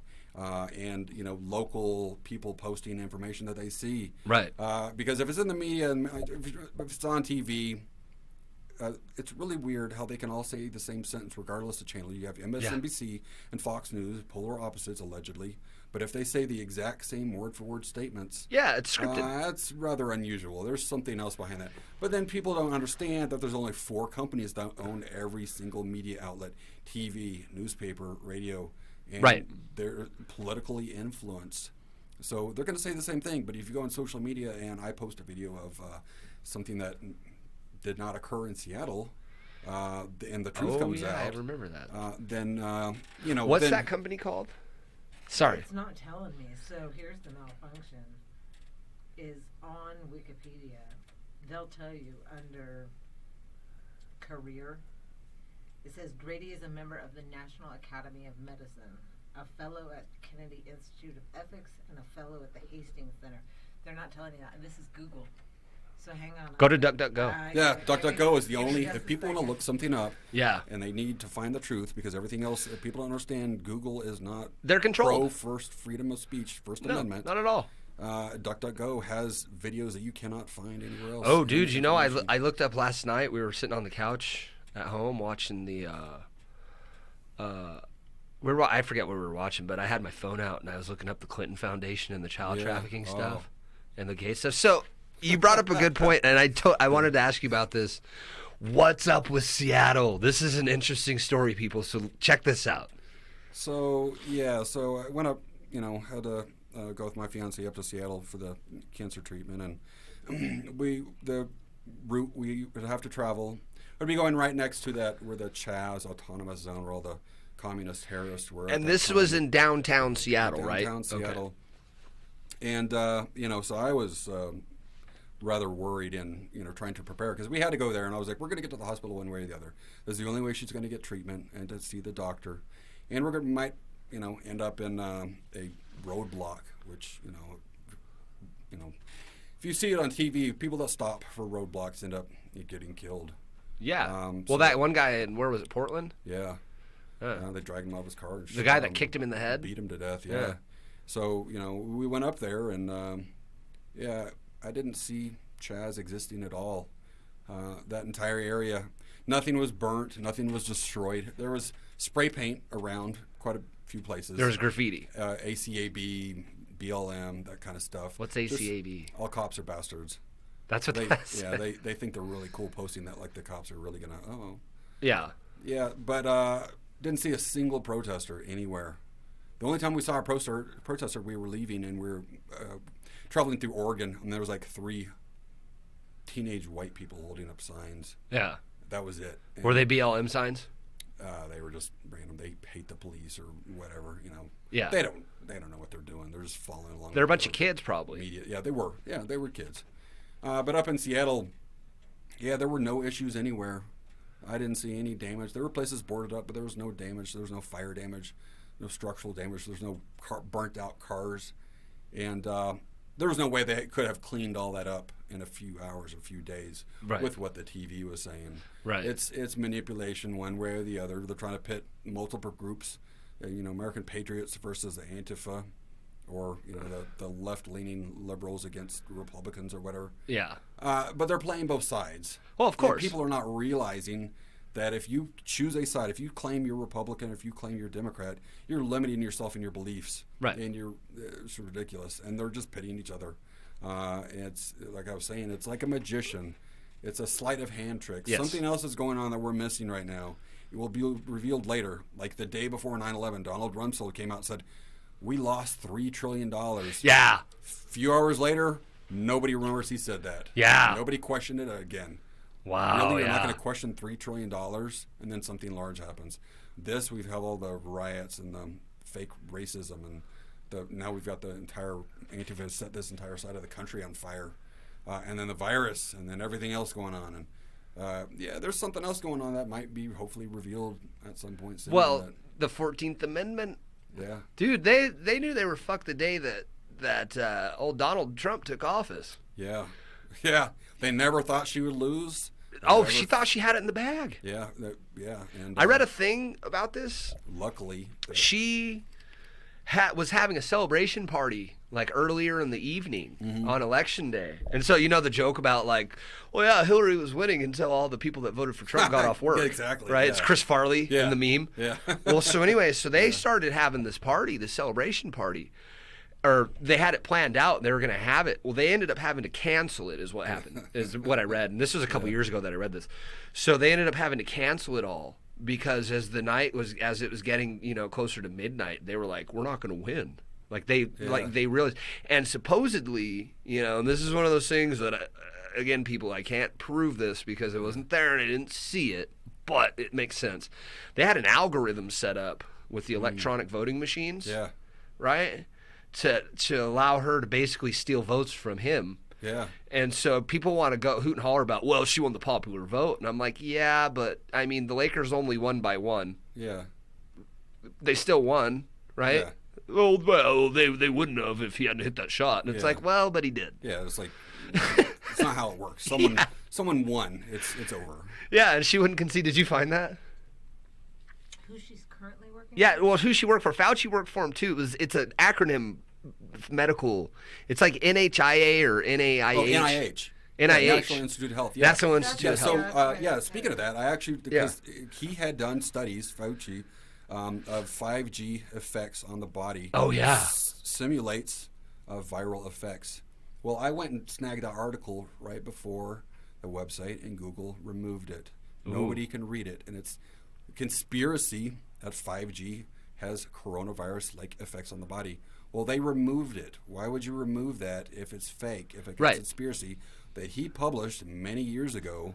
Right. Now, nobody can find it other than people that archived it before they took it off. They took it off. And, so if it's not real, why not let people read it to see that it's not real? Right. So, now, the 5G is out now, and people are saying that it can cause extreme, serious physical health effects. Right. Well, they're removing all the information, and if you dispute it, you're a conspiracy theorist, right, or right-wing, or you're just plain stupid, whatever they want to call you names. My favorite thing now is everybody just, because the fact that I support Trump, everybody just assumes that I'm a Republican. Yeah. Or that I'm right-wing or I'm conservative. My favorite thing is, like, I don't care about Democrats or Republicans, because if you want to break it down to real talk and real shit, the fucking Republicans don't like his ass either. Yeah. Because he's fucking with all their programs. Yeah. Because all these politicians, whether they're Democrat or Republican, not all of them, but like the large majority, probably 92% of them. Yeah. They've been raping us for the last 100 fucking years. Exactly. Yeah. Yeah, that's another thing too, especially since you're Latino or part. That any incident that happens, and they immediately labels these people a Yep. white supremacist, and then it comes out the guy is blatantly Hispanic. Right. And now what's your excuse? Right. That whole white supremacy goes out the window. The guy doesn't even speak English. You know, he's Yeah. very Latino. Well, it's brown pride. Yeah. And, That's okay to say, though. Or black power. That's but okay to say. if But if I- you say white pride, that's not Yeah. okay to say. Well, because it goes to the double standard of it. Oh yeah. You know what I completely. mean? It's It's like- racism is racism. Yeah. You can't pick and choose. It's either racist or it's not racist. Right. What's your take on pro sports right now? Like, for instance, the NFL. They got a guy's name on their helmet who raped a 14-year-old girl. Yeah. Which we know that happened. But And they're victim shaming. You know what? Right. What does that victim think about seeing a guy support her victimizer, who is a criminal, who's Right. a convicted, offender, and they're supporting the criminal, and Right. it's victim shaming, victim blaming now. Yeah. And they're not supporting her. No one's talked about her in and she's forever. 14. Yeah. Like, so. Child. So how long were you a cop for? So I opened with that. You used to be a cop down in Florida, Yeah. right? Just a couple years. Oh, okay. Yeah, it was before I went to college, and I call it my first real job, and I really learned a lot from that. Yeah. Gained a lot. Of What was that experience. like? It was interesting. And everybody, right now with all the nonsense and mess, they blame police as being all corrupt or all just Right. killers. They're not. They're the majority, 99% are there, and they're great people, and they're educated, and they're there to help. They have to deal with extremely violent people. They have to deal with people with severe emotional, psychological issues, and they Yeah. have to be able to cope with that. And if someone attacks them, they have to defend themselves. They legally Correct. are sworn to protect the public and to protect themselves. I got to work with and interview serial killers, Oh, wow. which was bizarre, having a normal conversation with them. And then you're thinking, this guy's killed 6 people. Like, he literally killed 6 people, and like just having a normal conversation with them. And you can tell when you're around them, there's this a bizarre energy that they put Yeah. off. That it's very unsettling. But you're like, you just have a normal conversation with them, That's insane. and then they walk away, and you're like, you've done some really, really horrible shit. That's so insane. Wow. Well, like, people that know me know, like, I'm not a huge fan of the cops. Yeah. I'm not. I've had legal issues in my life, and they were self-induced. Yeah. I mean, I can't, like, we've talked about this, like, I tell everybody, like, regardless of what happened was I put myself in these situations. Yeah. What do you think about all these people that are like screaming defund the police and trying to justify what they're saying when in fact they're literally screaming abolish the police, but no, we want to defund them. And they're like, Yeah. that's not what it means. And it's like, but that's what they're saying is abolish. What do you think about like all that going on? I don't even know. And I mean, having done the job. They're like those people that are saying that are drones. There's something lacking in their brain that I don't know if they are physically capable of understanding it. What do you think is going to happen if there's no law enforcement? If you come after me or anybody I know and there's no laws, because if there's no police, there's no laws. Right. No one's going to enforce it. What do you think is going to happen? If you come steal someone's car, that's the end of you. Right. If you do something, we get justice. We're going to have to start local groups. We'll get justice right then and there. Just Right. like in the old days. These people don't understand. Either that or they're paid actors by certain other social groups. Oh, I'm sure. But and they're trying to tell people, and I don't know anyone who is conscious and their brain works at all that would want to get rid of law enforcement. It's one thing to not like law enforcement. I understand that. Yeah. But it's another thing to say, let's kill them or let's get rid of them. Right. That's an entire separate thing. You can not like cops and not want to be around them, but you still understand that there's got to be some law. It can't just be anarchy because, these people, what do they think they're going to get free handouts of everything? You go to the grocery store and get free food. Or Right. What are you going to do? If there's no cops, these people are going to eliminate Antifa. If they, Yeah, they'll be eliminated by people with guns. there's a lot more patriots with firearms. Yeah. Antifa will no longer exist, and then they'll be like, hey, we need to hire law enforcement again. We got rid of all the trash for you. Let's Right. bring them back. Let's fund them double. Let's train them more. Right. Let's hire good people. Well, I mean, in a civilized society, someone's got to keep, some sense of security in Yeah. communities. Other than that, it's going to be martial law. with the military is going to move in, and you're really not going to like that. Yeah. Other than that, they're going to have in NATO or the Chinese military come over here, and they're really you're not going to understand that it's not going to be what you think. You're not going to get free, fresh food every single day. No. You're not going to be driving a Lamborghini. You're going to be inside your house or in a cage working 18 hours a day in slave labor, and you're never going to get over that. Dude, you know that NATO is been trying to move their way into that's part of the deep state cabal plan. And Trump has luckily removed all their funding from us. People something's wrong. There's some type of mind control or something. If you watch these people, Trump derangement syndrome. They all look similar. They all look sickly. Like there's something. Yeah. Remember in the first Batman with the Joker, he's putting something in the water. Yep.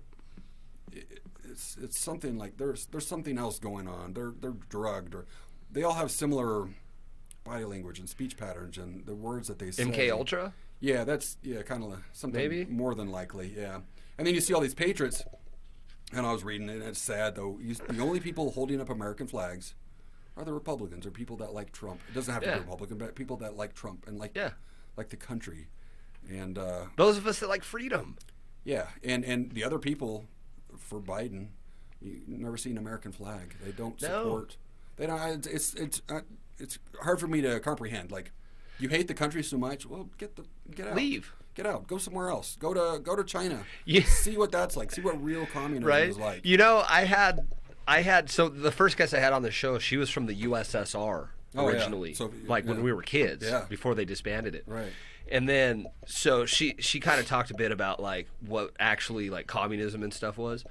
I was engaged on this Facebook post one day, and it was about schools opening, and I was like, dude, we want our kids to go to school. Yeah.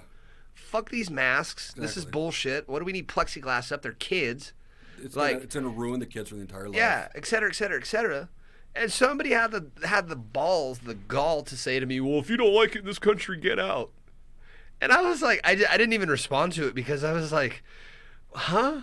I want my kids in school. Yeah. Other parents want their kids in school. Yeah. We all, as a community, want our kids in school. So $86 million they gave the Idaho schools for COVID. Yeah. 48. That's a lot of money. Well, think about it like this. They reduce the school budget every year, right? Yeah. So $48 million was for technology, right? They had, I made a Facebook post about it, and we actually broke it down once we got the email.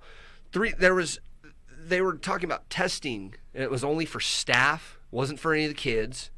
Well, here's the deal, though, and this kind of goes with the whole thing that I've always been talking about. I'm going to tell you right now. And we just talked about it, the testing. The fuck are they testing for? Mm-hmm. You have a 99% chance of living if you do get sick. Yeah, that's the other thing. Everybody says, follow science, believe science. Right. But I don't think they've actually opened a dictionary to learn what that word science is. Those tests are not FDA approved. If you're so pro-science, then you should be those anti-tests because they're not approved. Correct. If a vaccine comes out, it's not going to be approved. There's no way. You will be paralyzed with the myelitis that happened at the current test subject. Who's this? So the vaccine, experimental vaccine, it currently works in Britain.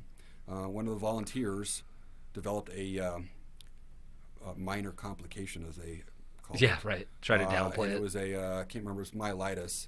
But either way, it affects the myelin sheath in the spine. This person is paralyzed now. Oh, wow. Paralyzed. From this test of this vaccine. And you do not recover from that because it's, nanoparticles of a virus they inject into your body, which will take over because it is a virus. Right. And there's going to be side effects. Well, are viruses real? I read a thing about viruses aren't real and they're just exomes. You know anything about that? I don't know anything about it. Not off the top of my head. I read something about it. A little deep. It seemed interesting. Yeah. I share that with people because, again, that's one that's kind of above my pay grade. Yeah. I don't want to touch that. Some of that can get pretty deep and examining that. But then, people, they bastardize science. They take one part truth and 3 parts bullshit. And then they're like, no, you need to believe all this bullshit because I told you that. No. You stick to what can be proven. What about the hydroxychloroquine? Yeah, so... You know the 2 things wrong with it? It's cheap, and Trump said it was good. And it's generic. Yeah. That's the joke about it. Yeah. Because, it's a generic drug, and we know it works. It's been around for, 50 years, 60 years? At least, yeah.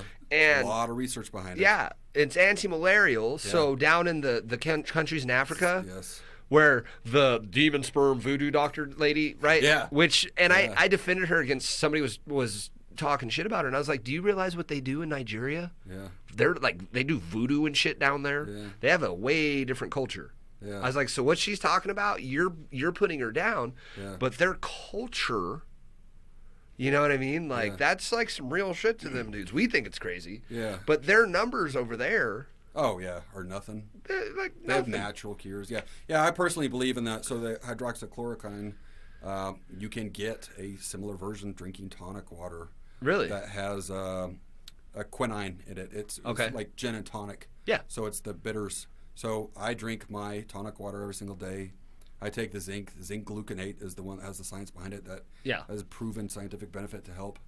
And then the third one you're supposed to take if you become the zithromycin. Virus, yes, is the antibiotic, which I don't take, but I take the other two, and it helps improve your immune system. And system. it boosts your immune system. And along you feel with, good. Yeah. Well, and along with what's the amino? Glutamine. Oh, glutamine. Yeah. You know what I mean? I recommend that to people all the time because that helps, especially active people. Right. Because you know that you deplete it quickly. Yeah, you break down your central nervous system. Yeah. Right. So dude, that's so crazy. But so seriously, what's up with the hydroxychloroquine? So it's funny because this is back in March when Trump was like, "Oh yeah, I take it." Well, they want to. I feel Trump great. was talking about, in addition to the drug test, he wants to drug test Biden because a lot of people think that he's taking it. That it would show up if he took a drug test. He would show the HCQ. Yep. And the zinc and the antibiotic. Yep. He's been taking it as a preventative measure. Right. And well, it can be used as a vaccine. Right. Yeah. That's the whole thing. For other medical issues too. To help. Well, so he's smart, dude. If there's a lot of stuff dude, we would be here for 5 days, but basically the bottom line is if you listen to the dude talk, when he talks, he drops so many hints about shit. Yeah. It's hilarious. And you got to listen to it multiple times to pick up on everything. On everything. His body language and his hands. But sometimes we'll be sitting there listening to him. I'm like, did you hear that? And she'll be like, I heard that. Like, what? And then it's so it'll lead back to something. Yeah. You know what I mean? The whole QAnon, What's your take on Q? Yeah, it's pretty fascinating, but I get tired of the media saying if it's such a myth and such a conspiracy theory and not real, why are the media so obsessed with it? Why is politicians so obsessed with eliminating people's free speech, First Amendment, removing accounts, shadow banning people like my account because I put a tag that supported it. Yeah. Removing the pages that have a lot of followers. And they're posting information, and apparently, one of the things that QAnon is about is eliminating the pedophilia. Yeah. With everything. Well, apparently now, since Netflix supports pedophilia, right? If you're anti-pedophilia, you're considered a racist or a right-wing supremacist. Did you see what Governor Newsom in California just did? He passed a law that essentially made pedophilia illegal, where you cannot be prosecuted, which is disgusting. Sodomy on minors, kids. It's okay. And they're the myth they're trying to promote is that they're trying to normalize pedophilia before big arrests of famous people come out. Yes. Because there's certain individuals that were in power that went to Epstein's Island. Yes. That will soon come out and will shock the country. And so there's a lot of interesting, fascinating information that Q puts out. They've already pretty much told us. And the drops from Q, the Q clearance level from the group inside the NSA. I think it's JFK Jr. It's pretty fascinating, but it is a military operation, obviously. Yeah. Oh, yeah. Because, my contention is, regardless of what happens, if Biden gets elected, if Hillary had been elected, the military is basically a separate government of the United States that supports our country to protect it, protect our freedoms, protect the Constitution. They're not going to let a communist takeover happen. They're not going to let terrorists take over the entire country. They will, like in other countries where it's necessary, have a coup. Here, I think they would still support the Constitution and protect the good citizens. Yeah. But it is a military operation, and they're not going to let a communist takeover happen, so they're going to No. help take control. Well, there's a lot of they're going to use the fascinating- 14th Amendment, Yeah. which is the insurrection. Yeah. You know what I mean? Well, and the thing of it, too, so, which is interesting you brought that up. Remember Beirut Yeah. blowing up? Right. That was totally a nuke. Oh, yeah. Yeah, you could watch it in slow-mo. It's a nuke. in, It's a mushroom frame cloud. by frame, yeah. It's a fucking nuke. It was not potassium nitrate. I It was not ammonium duck-duck-goed it. nitrate. I duck-duck-goed it last night. This is another thing. I'm glad you said that. It just reminded me. Supposedly, Hillary Clinton, called in a fucking nuke strike. From the Everest shipping company that she owns. Something. The, that didn't come up in what I read last night. But Yeah. what it was if you remember, there was that reporter that found the tunnels. Yeah, that was my next thing. There's Yes. a lot of, because right around that time, and someone had posted online, there was like 12 large fires and explosions in various countries. In around the various world. places, yes.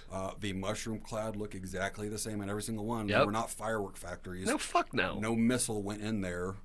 And, after you could see the crater that independent journalists had taken photos Yep. and videos, you could see that there was more than just a crater underneath there, and that there Yep. was There's a tunnel system. transportation routes of something, and a lot of them are Yep. right on the water, Yep. where large ships could dock, Yep. load it to the tunnel unseen by satellites, because satellites monitor everything. Especially with Elon Musk, he's probably really helping out the good guys right now. He He's got probably is. dozens and dozens of satellites. And that crater was like 50, 100 feet deep. Oh, it's Something ridiculous. huge. Yeah, it's fucking huge. And then part of that building next door must have been made out of like whatever Wolverine's claws are made out of. Adamantium. Yeah, because it still withstood some of that. Yeah. That's what I'm saying. Well, are you familiar with the Shanghai tunnels in Portland? Yeah, I am. I was actually reading about that the other day. I was actually going to go visit that the next time we went up there. Well, That's think about it. fascinating. All these Yeah. places where all this crazy shit's happening, Portland, San Francisco, Seattle. Think about what they have. Yeah. up You know in there's New tunnel York. systems in Boise. Yeah, Downtown. I've actually researched. Yeah, when we worked at the one place, I actually was able to research that. I haven't seen it myself, but I've read the old newspapers. And Dude, seen you can go to video. the 10th Street station. Yeah. And down, like, when you go to the restroom Yeah, there's yeah. a door back there that leads to, dude, it goes all the way under downtown. Supposedly, so Garden City, I guess, was started by the Chinese Yeah. that lived here, the Chinese community that lived here. So apparently, they're the ones that are responsible for these tunnels. Well, it's a lot of that underneath volcanic downtown. activity too that they're harnessing the Yeah. heat where they made those tunnels. And Okay. apparently that was kind of help, especially in the winter. Just go underground and stay warm. Yeah, well, and then there's over on the Warm Springs. Yeah. There's all that geothermal. Right. Yeah, and they have issues with that every once in a while. when Yep. it kind of erupts. And, So I'm just saying, dude. Like, so according to some of the stuff that I've been seeing, Yeah. like, and you mentioned Rumsfeld earlier, that $3 trillion that they found Yeah. missing. Supposedly, they've been spending trillions of dollars on this tunnel system. yeah. All over the with world. the DUMB's deep underground military base. Dude. Yeah, I think within time, and obviously we're 2 months away from the election right now. Yep. And every single election they have the October surprise, where Yeah. something large comes out from both sides. So I think people. What? 12 days. Yesterday was 13 days. They said in the next. Oh yeah. Yeah. So what's going to be Biden's October surprise? That he's high on cocaine? uh, You know what I mean? Like, what do they have on Trump? See, here's the thing. You know what the thing that really fucking pisses me off? So, all these people, and look, like, I've actually never really been involved in an election until this one. Yeah. Until I Likewise, yeah. realized, like, how important it is. something was going on and catching my attention too. Yeah. It was just like, why are they attacking this dude so much? Exactly. Like, no one is going to be on the same page that much saying the same thing. So I was like, why? Yeah. The hate, and I was I like, couldn't, yeah. and I was like, It's like, why are these people so angry at this Yeah. guy? What did he do? exactly. So then you start looking at, like, what he's been doing, and it's like, he said he was going to do this, and then he did it. Lowering drug prices Yeah. for virtually nothing. That's huge. Bringing American jobs back Back to into the America, getting us economy. out of all the NAFTA deals and the TPP and all these terrible deals that we got put in. So, the thing that I find really interesting is this. I think the October surprise is going to be that 14th Amendment. Yeah, something. You know what I think mean? Something very significant that will shock people to their core, wake people up that are not already awake, that do their own research, that don't just blindly follow the TV. Yeah. That something big will occur, and before the virus, everybody would say preppers, oh, they're crazy, they're just right wing crazy, and Right. now everybody's like, yeah, we should probably have a 2-3 month food supply stocked up. Yeah. And then all of a sudden they're not crazy. A year ago, homeschool moms were all the There must be, super ultra religious and crazy. Now everybody's, oh, I'm a homeschool mom, I'm a warrior. Like, Right. it's flipping, and people are slowly starting to come along and see, like, maybe you need to have some battery-powered stuff. Maybe you need to have some bottled water on hand and a couple months' food supply. Stock up on some gasoline for a generator, not your vehicle. Right. Generators and ammunition and shit. Exactly. Find something to protect yourself and your family that is not just a baseball bat or a knife. Find something that, if it goes down, you've got some steel-toed boots that you can wear and Right. walk through the rubble. I think something big. The way it's going and the things I've seen that have slowly been increasing and the quickening. I think. Ooh, Highlander. Well, also that's actually that too. From Art Bell, one of the old radio hosts. Yeah, used to I love, remember Art Coast Bell. to Coast AM. Yeah. He actually 20 years ago was talking about what's going on right now. And back then, these people had legitimate medical degrees and were highly respectable scientists and, doctors. And they were talking about it back then. But back then, they're just crazy talking to Art Bell at 3 a.m. But now, Right. everything's come to light slowly. And Yeah. the people that have opened their mind years ago are going to be more protected and not have it's going to be the shock, PTSD. People are going to have emotional issues. Oh, yeah. Because during this lockdown, everybody's health has decreased. Suicide has skyrocketed. Yeah, it has. Alcoholism, drug abuse has skyrocketed. Domestic violence. has Yep. skyrocketed. But nobody cares about any of that. There's, countless deaths. And also, like I was saying... Well, you it's don't good die thing- from anything other Exactly. than COVID now. I was going to say, it's a good thing no one has got the flu and died this year from the flu. Right. Not a single person has ever had Nope. the flu. So if you're listening to this, you've never had the flu. Yeah. This year. It's all China virus. Yeah, you're all the. I love how you say China virus. That's It's hilarious. The So- Kung flu, yeah. Well, supposedly that they originally made that in the University of North Carolina. Oh, and then the Chinese doctor exported it to Wuhan. Something, yeah. Security lab. Yeah. So Well, Fauci and Obama and then through the CDC they gave him $3.5 million. Yeah, it's easy if people actually want to do their own research. They go on DuckDuckGo, not Google. Yeah, Like you said earlier, the virus is patented years ago. yeah, The tests were patented years ago. Yeah. I think it was Bank of America took out a insurance loan of like $2 billion. Wow. About 6 months before, specifically for the virus. Wow. And now it's under question from I think Department of Justice or somebody. the DOJ. Yeah, and Wow. all this stuff has been patented, or years ago, and there's ownership behind it. Right. So there's a lot of money involved that people need to question everything. Yeah. Even QAnon. One of the main precepts is if you see something, question it. Do your own research. Don't blindly believe it because someone tells you. Netflix has pedophilia. If you don't believe it, go look it up. Yeah, it's on there. And learn from yourself. Educate the people that are near you. Help wake them up that there's more going on. All these people that are anti-Trump, anti-border wall is one of the things I have an issue with. Right. If you're anti-border wall, you're pro-cartel. You're pro-human trafficking. Yeah. You want people to be enslaved. You want violence. You want all the drugs imported in here. The border wall is to keep out the cartel. Basically. The people in this country that are anti-cannabis are receiving money funneled in through various, shell corporations from the cartel. The cartel has enough money they can manipulate anybody. They Yeah. can influence politics.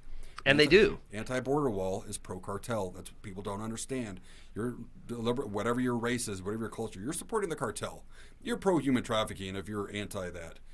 People that come out as anti-Trump, like, what are you actually anti that he is doing? You're anti-lower drug prices. You're pro-cartel. What do you like? What do you want more wars? Do you want a crappy economy? Like, what are you actually complaining about? Biden has been in politics for almost 50 years. Right. Name one thing that he has done without mentioning the word Trump. Right. Like, Well, he passed that racist legislation in the 90s. to imprison thousands of black people for Yep. minor cannabis infractions and minor infractions. And some of those guys are still in prison 20, 30 years ago on minor things, all because of Biden and Yep. Kamala Harris. Yeah, I just mentioned something he did without mentioning Trump, though. Yeah. You know what I mean? Like, you can't Yeah. mention anything good. Yeah. Yeah. Like, It's seriously. it's like people that want to vote for him. Name one reason why you'd want to vote for him without saying anything about Trump. And then they just like, they'll just insult you personally then. Yeah, 'Cause that's all they got. That's all they they got. try to fight you. You know, that's, okay, cool. That really proves a point. Yeah, my favorite one is like when I say something pro-Trump on somebody's thing when they're all anti-Trump and they're like, "Oh, you're just beating your chest," and I'm like, "Why? Yeah. By telling you that he did these things?" Or they think you're Republican. Trump is not Republican. No, not Trump at is all. not a Democrat. The closest thing he is a libertarian or a constitutionalist. Right. You don't have to be right-wing to support No, the president. I mean he's conservative for sure. Yeah. And, You know what I mean? Like I'm more. If anything, I'm definitely one of those. Yeah. Like I'm definitely conservative. Like I believe in I go to work for stuff. Yeah. I believe that you should be flexible. And whatever your opinion is, don't bend it to make it match someone else's. Don't limit who you are. Yeah. Because this group doesn't believe in what you would like to support. You don't have to put yourself in a box. Right. You know, like whatever race you are, if you support a party, doesn't mean that you're an extremist like they claim nowadays.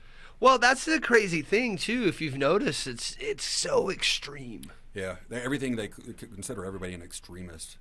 If you don't believe in what they say, you're an extremist. You're an outsider, a conspiracy theorist. Oh, that's my favorite one. Well, you know what's funny is it's not a conspiracy theory when you have facts. Yeah, there's the difference when I try to tell someone was like, "Oh, you're a conspiracy theorist." I'm like, "Well, there's a difference between a conspiracy and a conspiracy theory." Correct. And either way, if you're using those words, all that means to me is you don't want to do your own research. Right. Your mind is so closed, you don't give a damn what the actual truth is.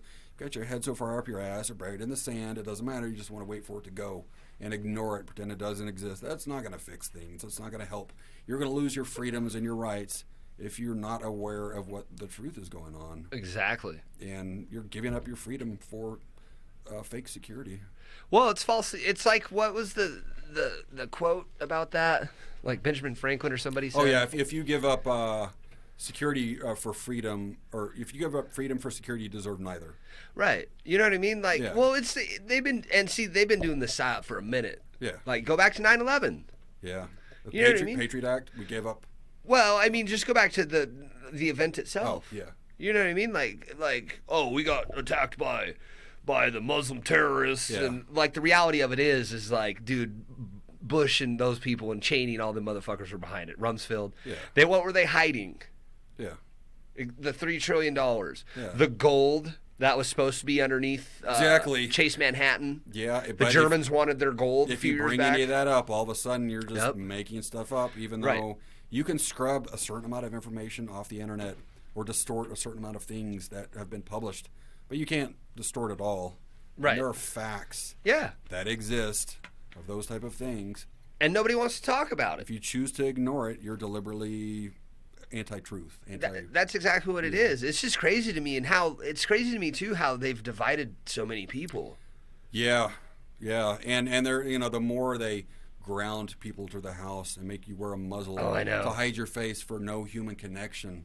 Like we're not wearing muzzles in here and we shake hands. Yeah. That's how humans should be. And I didn't wash my hands after I shook your hand either. Yeah, it's I trust that you Yeah. practice decent hygiene. yeah. And You know what I mean?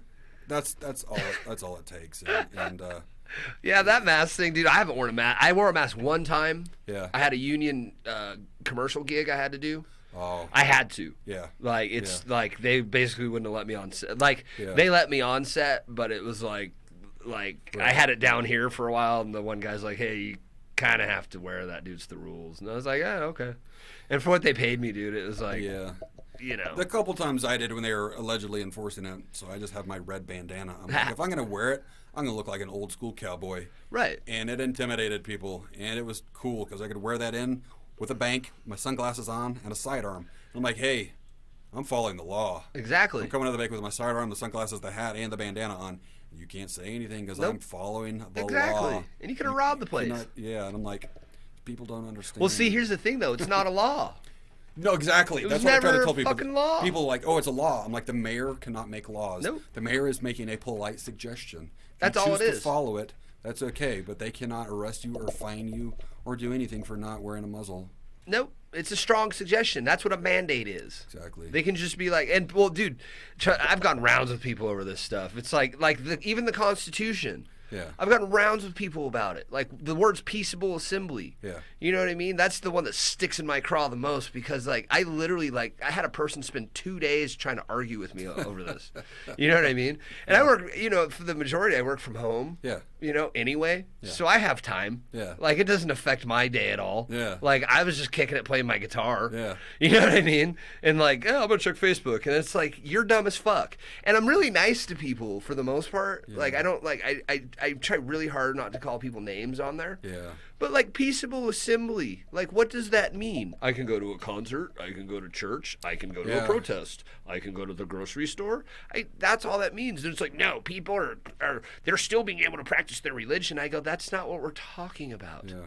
Peaceably, assembly. These people protesting peacefully are not fucking peaceful. Yeah, that's the one interesting, especially that jackass Fauci.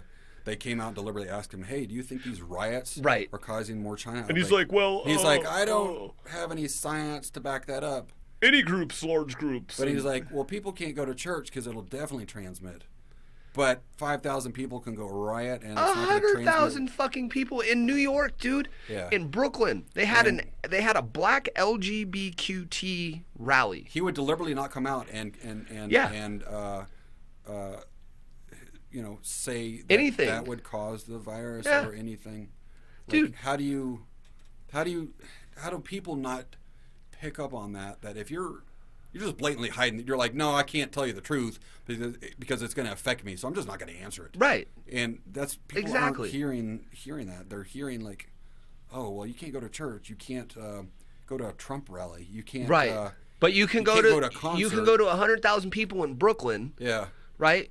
And they didn't spread the virus Not one. Right? Yeah. But Trump rally all of a sudden, and then the test doesn't come back for however many days back then. Oh yeah. And 2 days later, did you hear the new one about South Dakota? Oh, the Sturgis. The 260,000 new cases. Yeah. But here's the deal: how many people show up at Sturgis every year for the rally, for the motorcycle thing?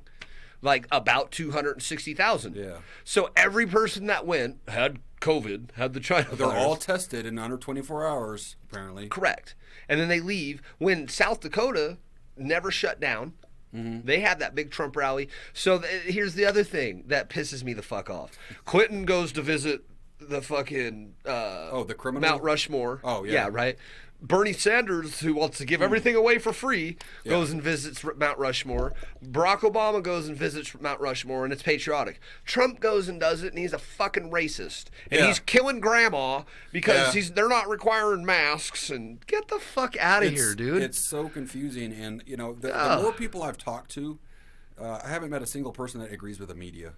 Good. The media is just literally lying to everybody, and everybody that I've talked to, regardless of their background, let's say a year ago, if they were registered or consider themselves left leaning or a Democrat or liberal, whatever, or more conservative, everybody is that I've spoken to is on the same page now.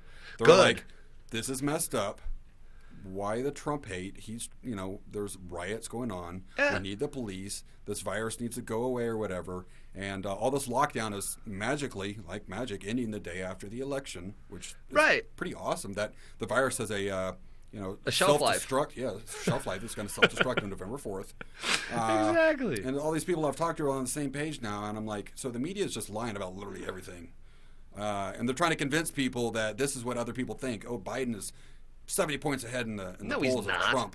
And if you ask anybody, they're like, I might not like Trump, but I'm definitely not going for Biden. Right. And then they're like, well, I might not like Trump, but I'm anti-pedophilia, so I'm going to have to vote for Trump because he's trying to convict these pedophiles. Yeah. And, they're people that, lifelong Democrats or whatever they consider themselves, even younger, the hipster liberals are like, well, Trump is making more sense. Something is weird here. And they finally start to catch on that, hey, I feel weird. I feel like I'm probably being lied to. You get that weird feeling. You need to trust your instinct, your inner sense. People are just ignoring nowadays with the cognitive dissonance. No one is, like you said earlier, people don't have the free thought awareness where they examine things and critically thinking. Critical thinking. Critical thinking. It's ridiculous.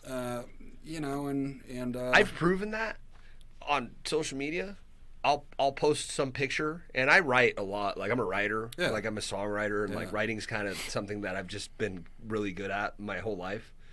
So I write these things, and I get these people, and I'm like, "Did you read what I wrote?" yeah, And I catch them all the time, like, "Oh, I didn't." I'm like, maybe go read what I wrote first before you say anything. Yeah. You just saw the picture. yeah. You put effort into your writing. Yeah, I do. I put a lot of effort into it. So take the time, the 2 seconds to read it, rather than argue Yeah. something that you might have already covered. Dude, I've shown it so many times, and it's just like people. I posted one of those things, one of those joke things of like, "Hey, everybody I've been into contact with in the last 14 days," and then it's like I'm infected with being an asshole, you know.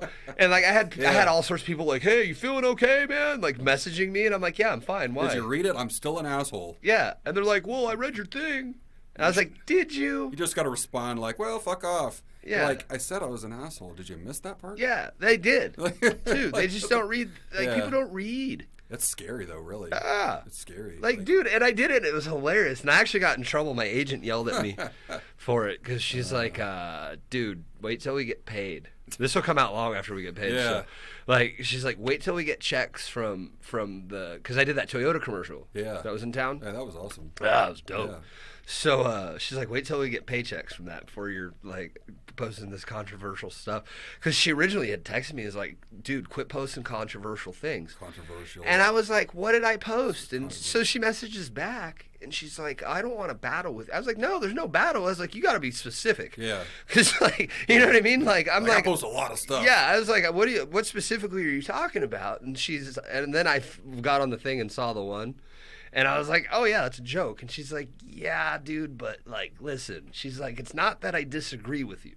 But she's like, wait till we get paychecks from the production company. Yeah. You know what I mean? Like, I was like, okay. So, yeah, with that, I think companies and people, they're hypersensitive, and they're giving in to the cancel culture.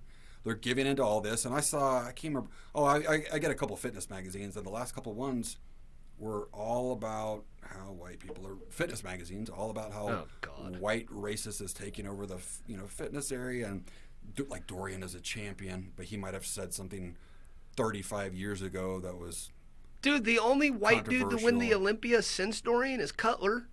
Yeah, and so the rest of the dudes are black. All these companies are caving in and what are they talking about? Pro BLM and pro Antifa and like these football. countries are gonna go under because no one's gonna support a company that supports terrorism. Right. Which is what they're doing. It's not just it's terrorism. It is. It literally is terrorism. It's a political ideology to they're using fear to try to take power. And that's literally the definition of terrorism. Yeah, exactly.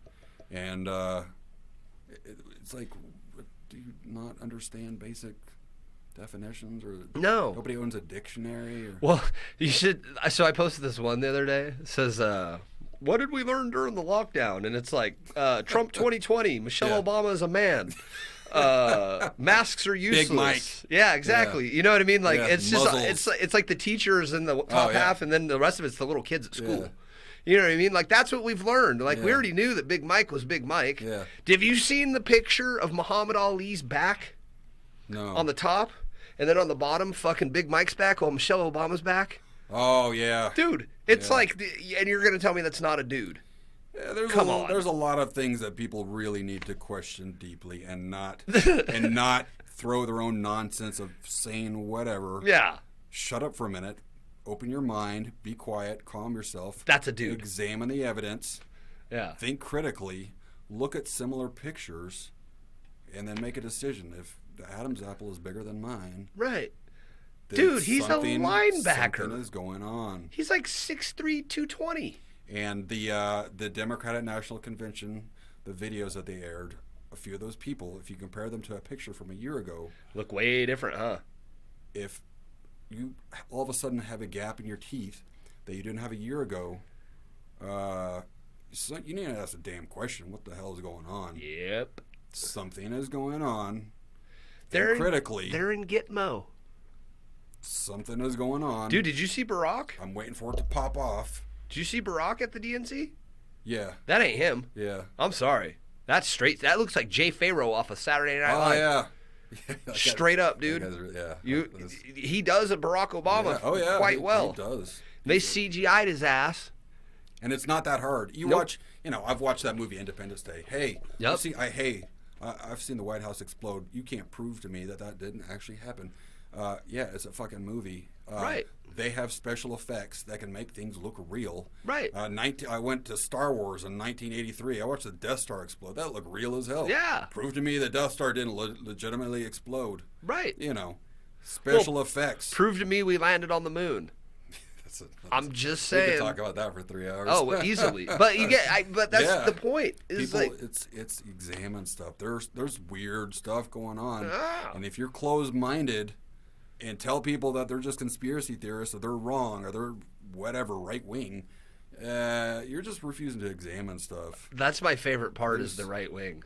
Everybody, regardless, other people that are non-white, black, Latino, Asian. All of a sudden they're right wing. No, that's not how it works. No. These people are making a decision based on evidence, and then. Well, you know what it is? All these people like working. Yeah. Oh yeah, having jobs. They like having jobs that pay Health well, insurance. taking care of their kids and their families. They don't want to stay home and receive a government check. I can tell you right now, like on my mom's side of the family, the Puerto Rican side, like. Other than her, the rest of her family, her brothers and sisters, all have like lots of kids. Mm-hmm. My mom's only got 2, but everybody else has minimum 6. Yeah. You know what I mean? Yeah. And but working good jobs. Like Yeah. my one uncle who I spent a lot of time with as a kid, he's a Marine. Was a Marine, is a Marine. However, but he's a lawyer now. Yeah. You know what I'm saying? But like all these people like working. Yeah. All these communities are experiencing for the first time ever in America are experiencing having money and being able to afford their homes and being able to buy their kids stuff. The American dream. They're actually experiencing this stuff. Yeah. Like somebody tried to tell me, well, because what Trump put in, everybody's having to work like all these extra hours. And I'm like, dude, you're high as fuck. Like, that was Obama. Like, yeah, exactly. I'm like, what Trump has done is he's brought back he's taken all the regulations off of all these places. Yeah. And he's brought the manufacturing back and he's brought the construction back. Raising business taxes. Yeah, and he's actually helping people. And he's done the black college, the historically black colleges, and the unemployment for the African American, I hate that term, black American community, and the Hispanic American community, and the youth community. He's taken all these different groups of people that traditionally the Democrats have kept poor. Yeah. And that's facts. Yeah. That's not my opinion. It's also, along those lines, you look where all the fires are, the riots. Yeah, all that exactly. Stuff. They're in Democrat-run cities, Yes. Democrat-run states. Yes. And all the Republican red states don't have any of it. Well, someone needs to, think more critically about that. Why is it only occurring in Democrat-run cities with Democrat-run states? You know the dumbest thing I heard to that? Well, who'd want to live in a Republican-run city?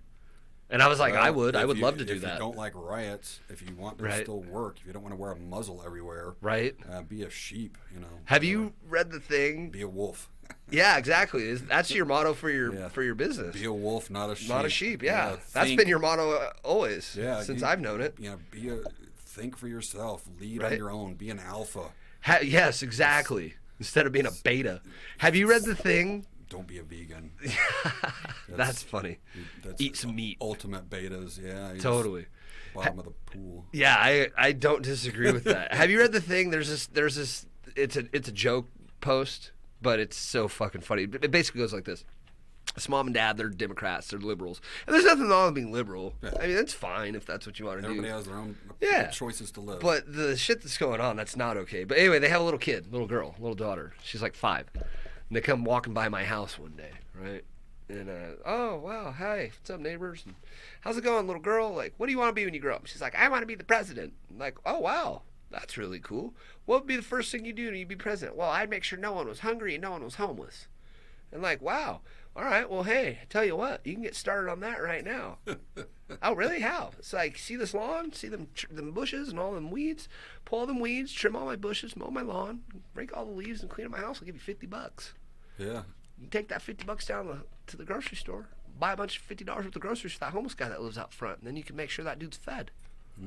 This little girl looks up at me and says, well, why doesn't the homeless guy just come up here and work for the $50? And I said, welcome to the Republican Party. Now her parents won't speak to me. You know what I'm saying? That's an awesome story. Yeah. It's a joke. That's brilliant. But yeah, it's brilliant. Yeah. That's That's the difference. That really, yeah. Right. That's why, like I told you. You could make that into a meme. Yeah, Yeah.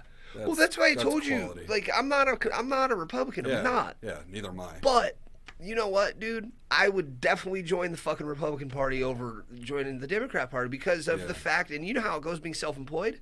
Who the fuck gives us anything? Yeah. Who? Yeah, none of all those bonuses and when people lost their job during the first lockdown and they were given the extra $600 a week. I didn't get that. Yeah, no. You know, the only money I've ever gotten from the government in my entire adult life, the only money I've ever gotten was that $1,200. Yeah. That's the only money I've gotten, besides like tax returns. Yeah. Right. You know what I mean? But that's my money already. Yeah. But that's the only money I've ever gotten as an adult from the fucking government. Yeah. And they're teasing, tempting, well, certain people, Pelosi is teasing the left. It's obviously the left-leaning people that, hey, we'll give you more money if you do this for us. It's like a protection racket. Like, we'll give you money, but you got to do this other dirty work for She's us. on her way to jail. Yeah, I hope so. She is. But, she's been enabling the insurrection and the treason. Yeah, but they keep offering these people money. Well, they're encouraging socialism. Like, stay home, do what you tell you. We'll give you money, but you got to do all this other stuff for you. And Trump was like, do you like working? Do you like having more money? Do you want to buy a nice car for yourself if that's what you choose? Do you like feeling good about yourself? Yeah. Do you want to be successful? Yeah, self-reliant. Self-reliant, and maybe move up in your career. Well, or you can be a socialist and you can go work on a farm for the rest of your life and do exactly what we tell you and wear what you tell you and it's like, and you'll all be poor. Well, it's like the thing. Exactly. Capitalism, you have a few wealthy and everybody else is doing all right, or you can have socialism and everybody's just poor. Oh, yeah. And then the list of countries where socialism's worked. Oh, wait, there isn't one. Yeah, just like communism. Right. It doesn't work. Yeah. You know what I mean? Dude, that's crazy. So, how do people get a hold of you in order to find out about the Wolf Fitness Academy? I'm most active on Instagram right now. Okay. Wolf Fitness _Academy. And I've got my wolf logo on the front. Is Alpha Wolf. So, lead the pack. Be a wolf, not a sheep. I love that motto, by the way. Thank you. It's really good. Yeah, be an animal, be a leader, eat like a wolf. Eat meat. Yeah. Exactly. Be an alpha. Don't be a sheep. Lead your own pack. Lead your own way. Make your own path. I also cross posts on Facebook. I believe it's under there. It's on Wolf Academy Fitness. I have it backwards. Yeah. I have longer articles that I write on there. I try to write free articles and information, philosophy, health tips, fitness tips, things to actually help people, and not just nonsense memes and funny pictures. Functional.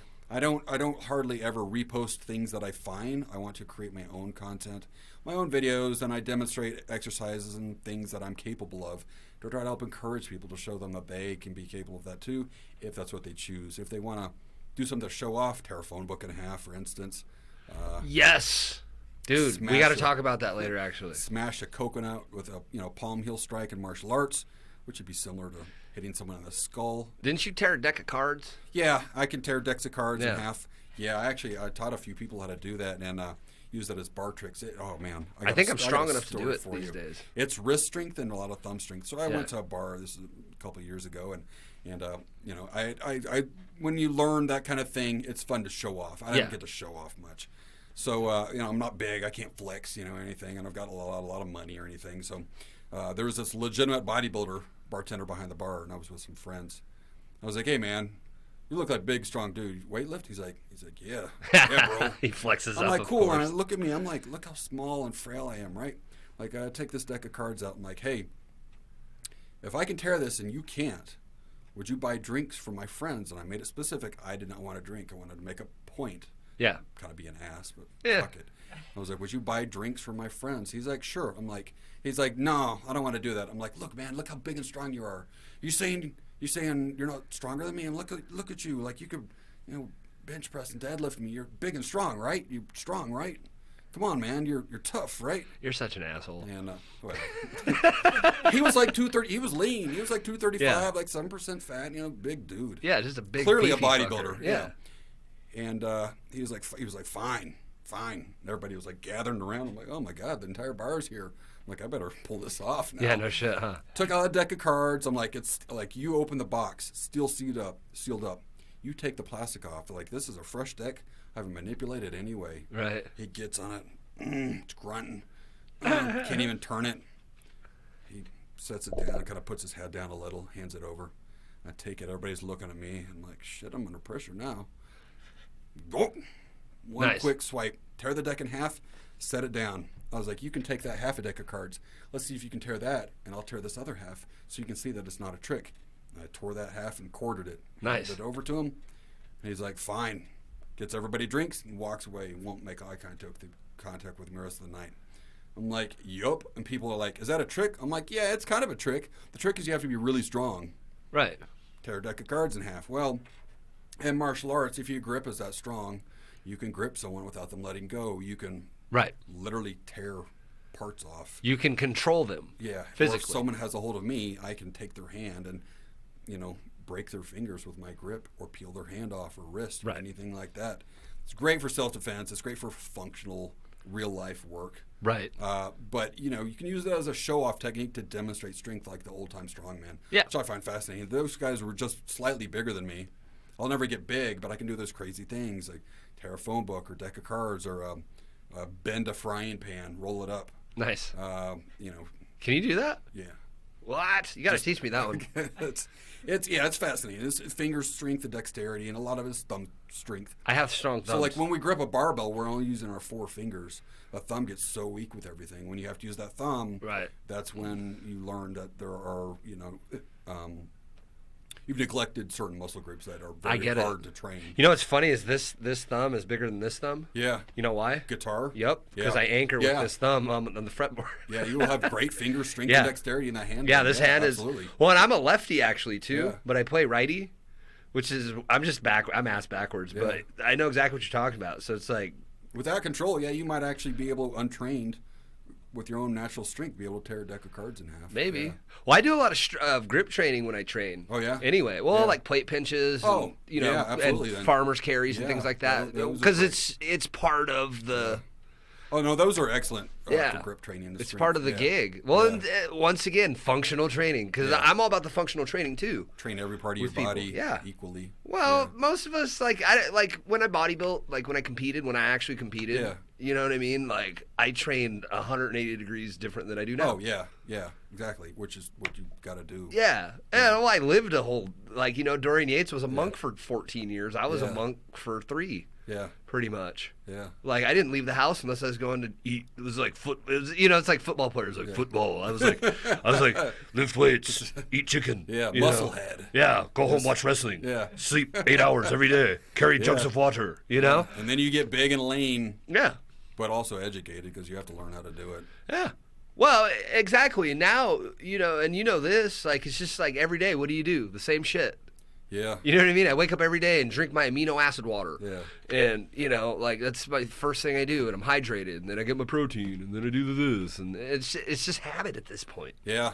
You know? Yeah, habit becomes a lot easier over time when you make slow changes Yep. and develop that. And then people ask, well, how can you do that? Well, like over time, Yeah. it becomes effortless. Yeah, Like it's just professional autopilot athletes- now. Yeah, exactly. Yeah. And it's not effort you put, and then when you do put effort forth into something else, Yep. that might be a little harder for you. It'll It's be easy. That's what I always tell people. I go, well, like my big thing now when I train is my 20 sets in 20 minutes. Oh wow. That's just what I do. Yeah. Every day. Doesn't matter Yeah. what day it is, leg day, it's 20 sets in 20 minutes. So I do, giant sets and Yeah. trisets and to get it done. Right. Right? It's like there's no point in being here for longer Yeah. than 20, 30 minutes. Yeah. Like fuck that. So I walk to the gym. I get in there, I'm 20 sets in 20 minutes, about a set a minute. Yeah. And I'm done. And I always make the comments at home. I'm like, yeah, so I got there, and the one guy, there's like the same 3 dudes were there Yeah. for probably 30 minutes Right. when I got there. It's just like when I was at the Grove. Yeah. I'm sure I made the joke to you down on the landing when we go outside. You know what I mean? It's like these dudes are up there for 30, 45 minutes, and then I get there. I'll get all my shit done. Yeah. and then leave, and then like I'd come outside for a minute waiting on a new client or my next client or whatever, go back up, and the same dudes are still up there. Yeah, and the funny thing, a year from now, you could go back. And they'll look the same. Exactly. Exactly. And then you'll be completely different in Yep. whatever you were training for your goal. Yeah. Yeah, that's exactly that. Yeah. Well, like this year, I'm bigger this year than I was last year. Yeah. You know what I mean? Like for whatever, I guess that 7-month break really helped me out. But, Yeah. I mean, but you get the point. Like, Right. you're one of the few people I love talking fitness with because you get it. Yeah. Like, it's super simple. It's like, hey, let's just do. And you know what's even crazier is like I don't do any different exercises. Yeah. I do all the same exercises I've been doing. Yeah. You know what I mean? Like, Well, yeah, that's the thing too. The more you do it, you can do that same exercise, but there's so many fine, small intricacies in it Yep. that you can manipulate your time under tension, your breathing, Yep. which muscles you're contracting while you're your doing rep it. speed. Everything, Yeah. and that makes it a world of different Yep. compared to someone else who's just going through the motions. Or change the order of exercises. Yeah. Dennis Wolf, I learned Exactly, that from him. yeah. Just like, how do you change your routines? He goes, I just start with the thing I was Right. doing last. I do it first. Yeah. And I just go down the list that way. Yeah, I did that for a while too, Huh. and it really improves whichever you're working. Yeah. Yeah, and that makes it huge. And you could, have so much stronger and so much better muscle definition and separation. These other guys will look exactly the same Right. year after year. Right. And they They think- eat like shit too. Yeah, and they think they're pushing it. They think they're doing it correctly. Ah. But why do you look the same then? If Right. you're a personal trainer and you don't look like you work out, why should I respect you? Yeah, or why believe should I give you money? Why should I acknowledge anything you say? It's going to be wrong if you don't apply it to yourself. Like you, I remember one of the times I saw you training someone. You're the only person I ever saw doing the correct original way of doing the hack squat with the barbell. Oh, the barbell hacks. Yeah. And I was like, very few people know that exercise anymore. Or the Jefferson lift. Exactly, and the proper way. And I'm like, okay, this guy obviously knows what he's talking about. Yes. 'Cause You know who taught me that? Richie Gaspari. Oh, no way. I bought makes a fucking supplement pack from bodybuilding.com store, the old Yeah. store Yeah. over on Milwaukee. Yeah, I love that place. And I got this DVD of him and Flex Lewis, James Yeah. Flex Lewis, Yeah. whom I've met James Flex Lewis several He's a times. cool guy, yeah. Yeah, he's won 7 212 Olympias. Massive. And now he's going to the Open. To the Open. I know, which is dude, awesome. he's a beast. He's going to, yeah. He's training him in the video back when before he signed with BSN. Yeah. And barbell hack squats. And I was like, what the fuck is that? I was sitting at my apartment up in the North End by myself eating chicken in my room on my computer in the dark. Yeah. Right? And I'm like man. I'm like 4 months out from whatever competition I was Yeah. doing. And I'm like, what the fuck is that? Barbell hack squats. Okay. So I went to that same gym because it was Gold's Gym back then. Yeah. Right? Got on the squat rack, brought the barbell down, and put a couple quarter plates on it. Yeah, you don't need a machine. You That's don't. the proper... And got the thing and like, oh wow, this is kind of cool. Yeah. So it's for your quad sweep. Yeah. For your outer sweep. Yeah. So it's like now I don't do any of that shit. I leg press, I leg curl, and I leg extension, and that's about it. Yeah. But yeah, dude. So that exercise I learned from watching this video, and it's like it's the best exercise. Yeah, that's really cool. And a lot of the traditional exercises like that, people have gotten away. Yeah. For what reason?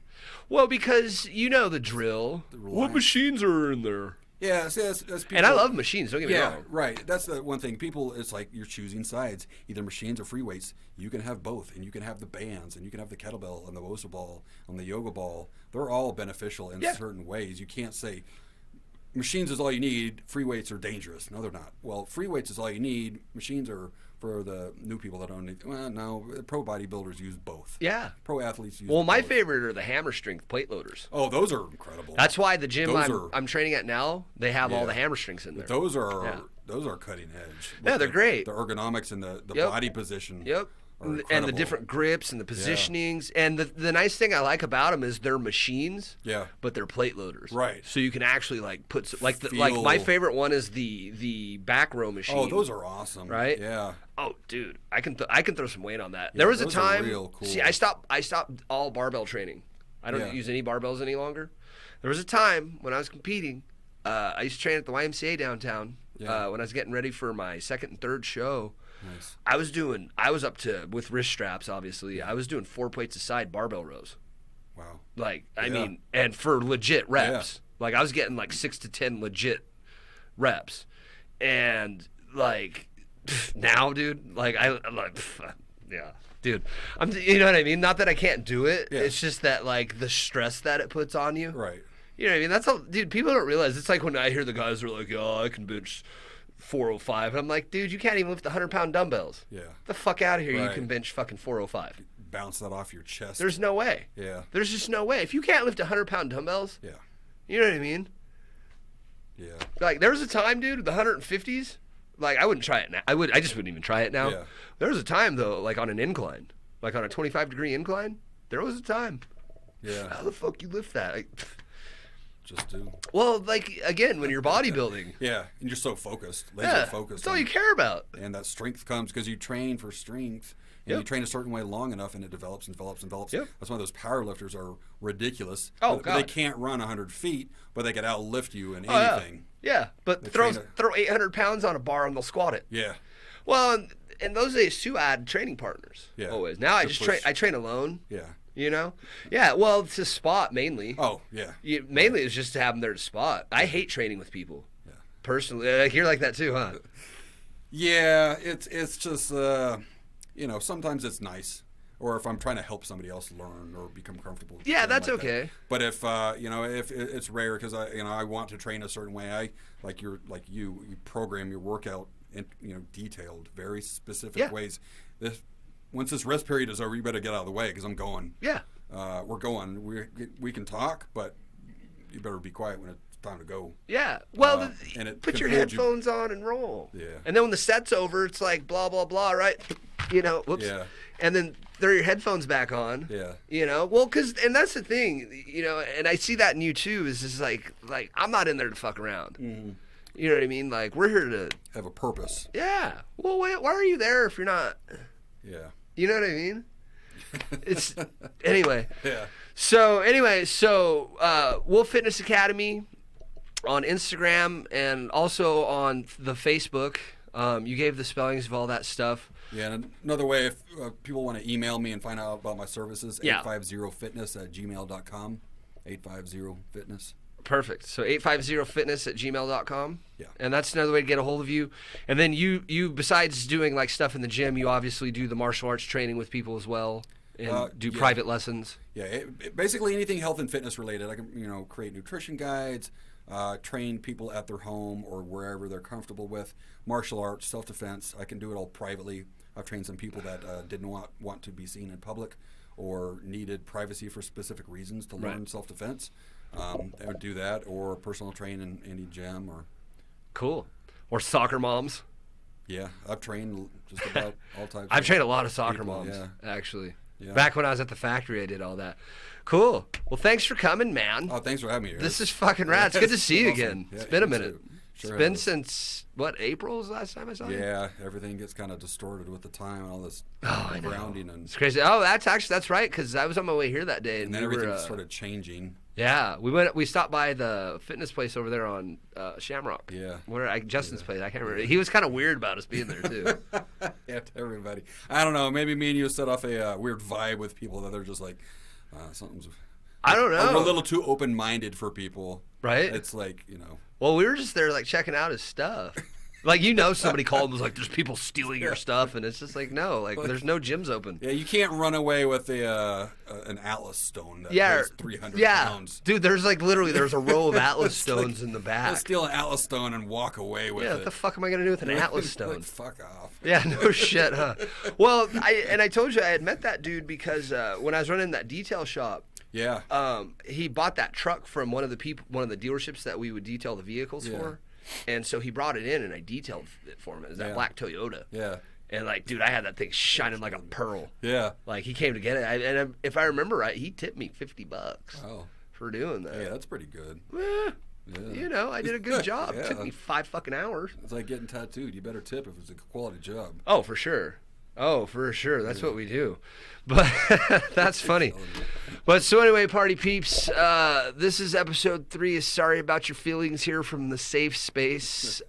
We went Facebook Live at the beginning, and I don't know what happened. They probably didn't like the fact that I was talking now. Freedom of speech. So, because they probably hate me as it is, whatever. Channel 99 Studios on the YouTubes. We're on Spotify, we're on iTunes, we're on whatever streaming platforms there are out there. I'm not smart when it comes to that. So, like, I could fix your guitar amp, but I don't know much about the internet. But that's a wrap. I want to thank Tim Meyer, my producer, and my guest Colin Wolf for coming in tonight. We'll see you when we see you. Later.